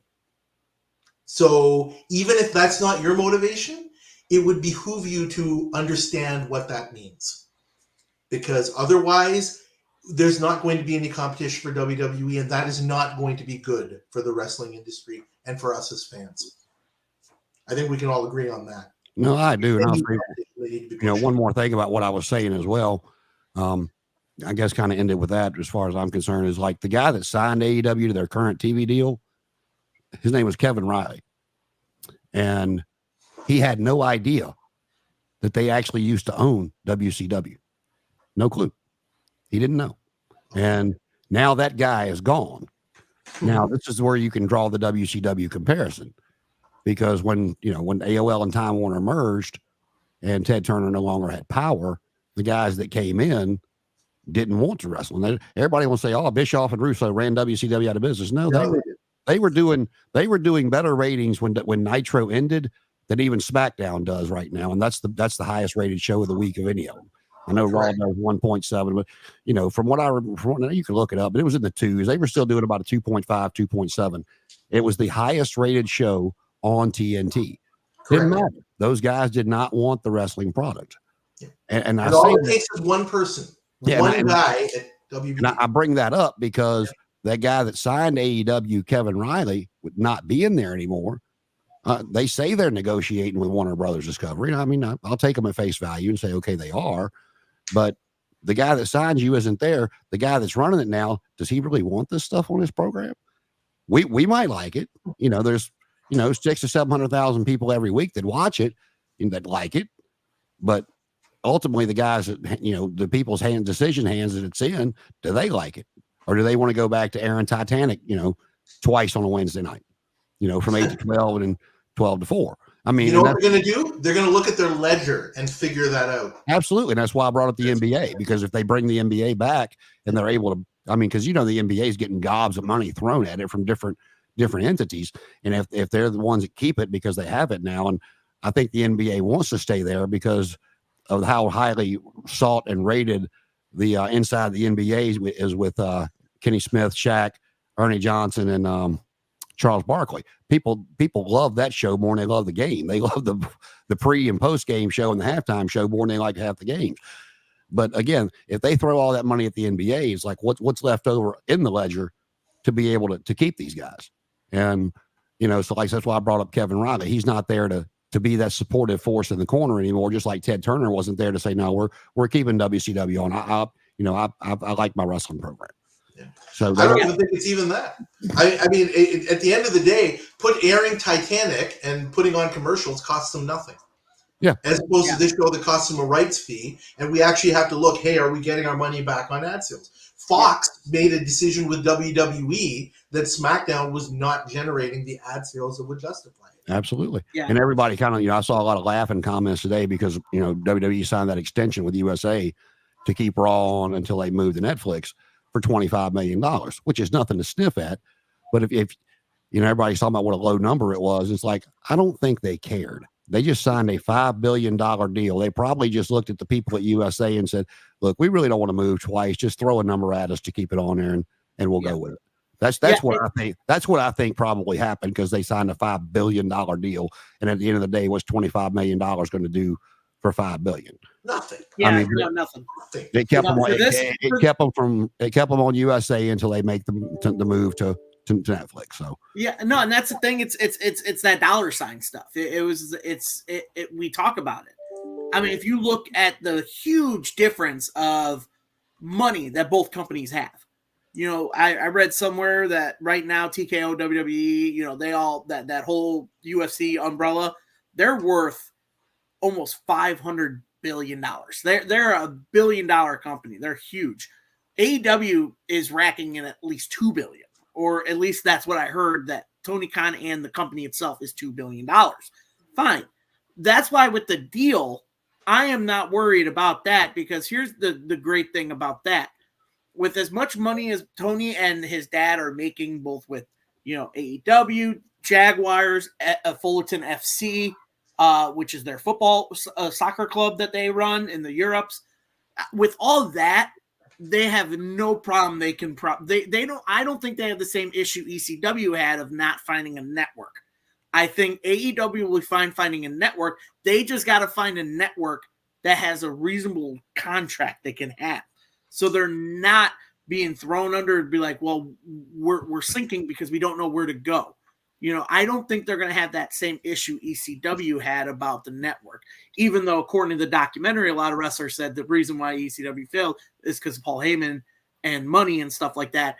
But according to Paul Heyman on that documentary, it was the networks. They couldn't get on a network. That was his call. Yeah, so, network or not, though, it's like we've discussed before with all that money, like you were discussing that him and his daddy have.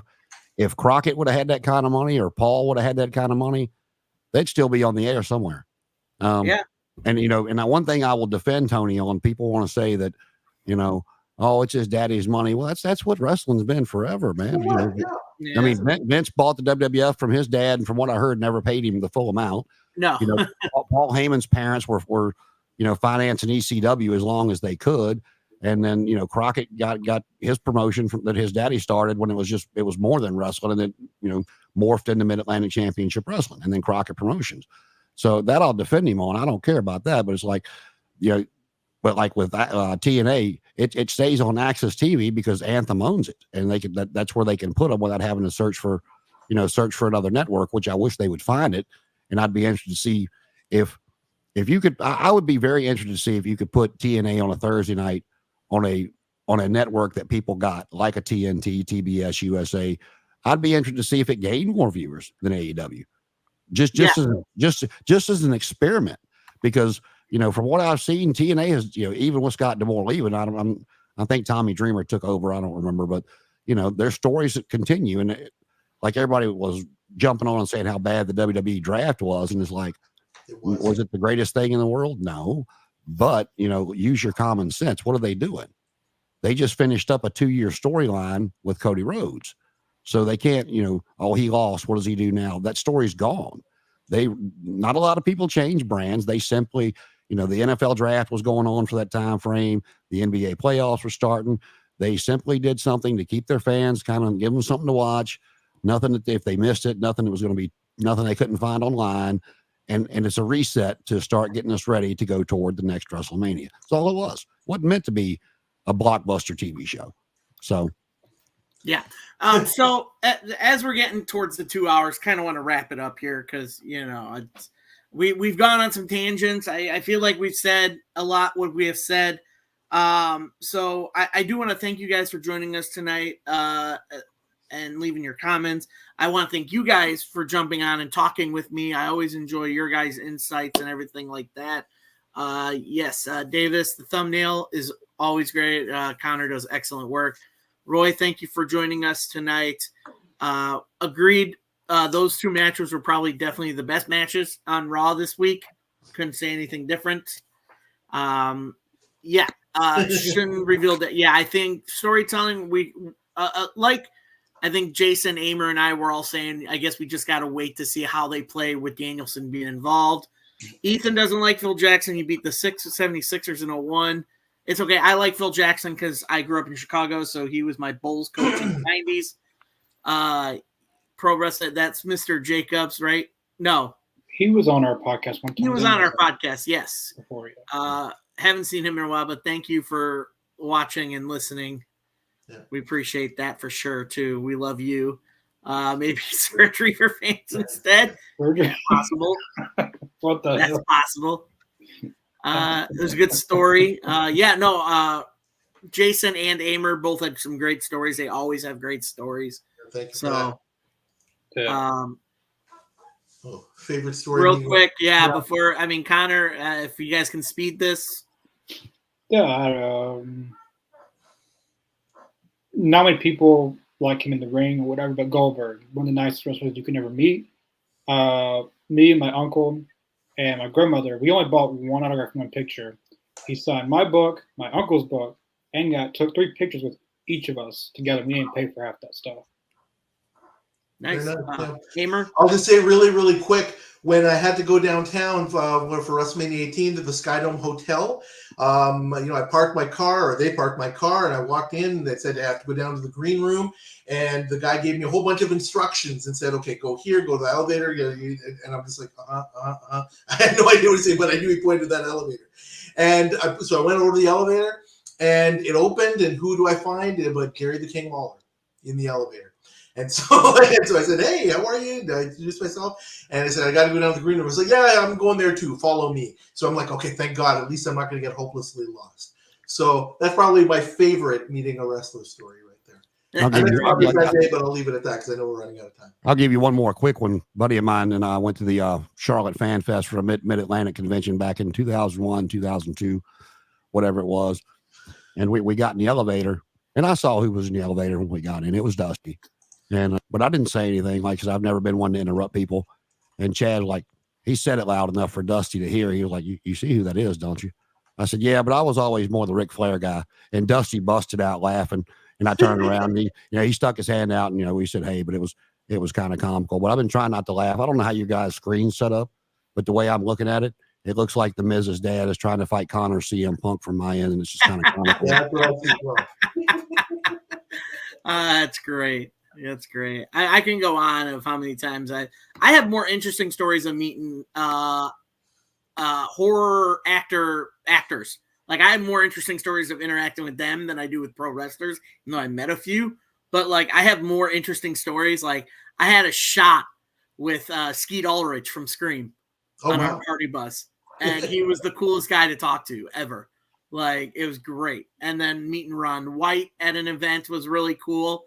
Because I was like, can I get a picture with you? Ron White style, sips his liquor and goes, yeah, I guess. That's just some of my favorite stories. So for more of these comments, we've got, would you guys consider? Amer already answered below that. Thankless work. Yeah, no, for us, it's money-wise and just production-wise and just the fact that all of us live in different areas, it'd be very hard for any of us together to start a promotion. Unless we all move in together, that's pretty much all. We can sit on a laptop and book it from Jacksonville. We could. Yeah. I don't know if we would all be involved in it, but I mentioned to Adam a few times that's been my life goal is to own a wrestling company.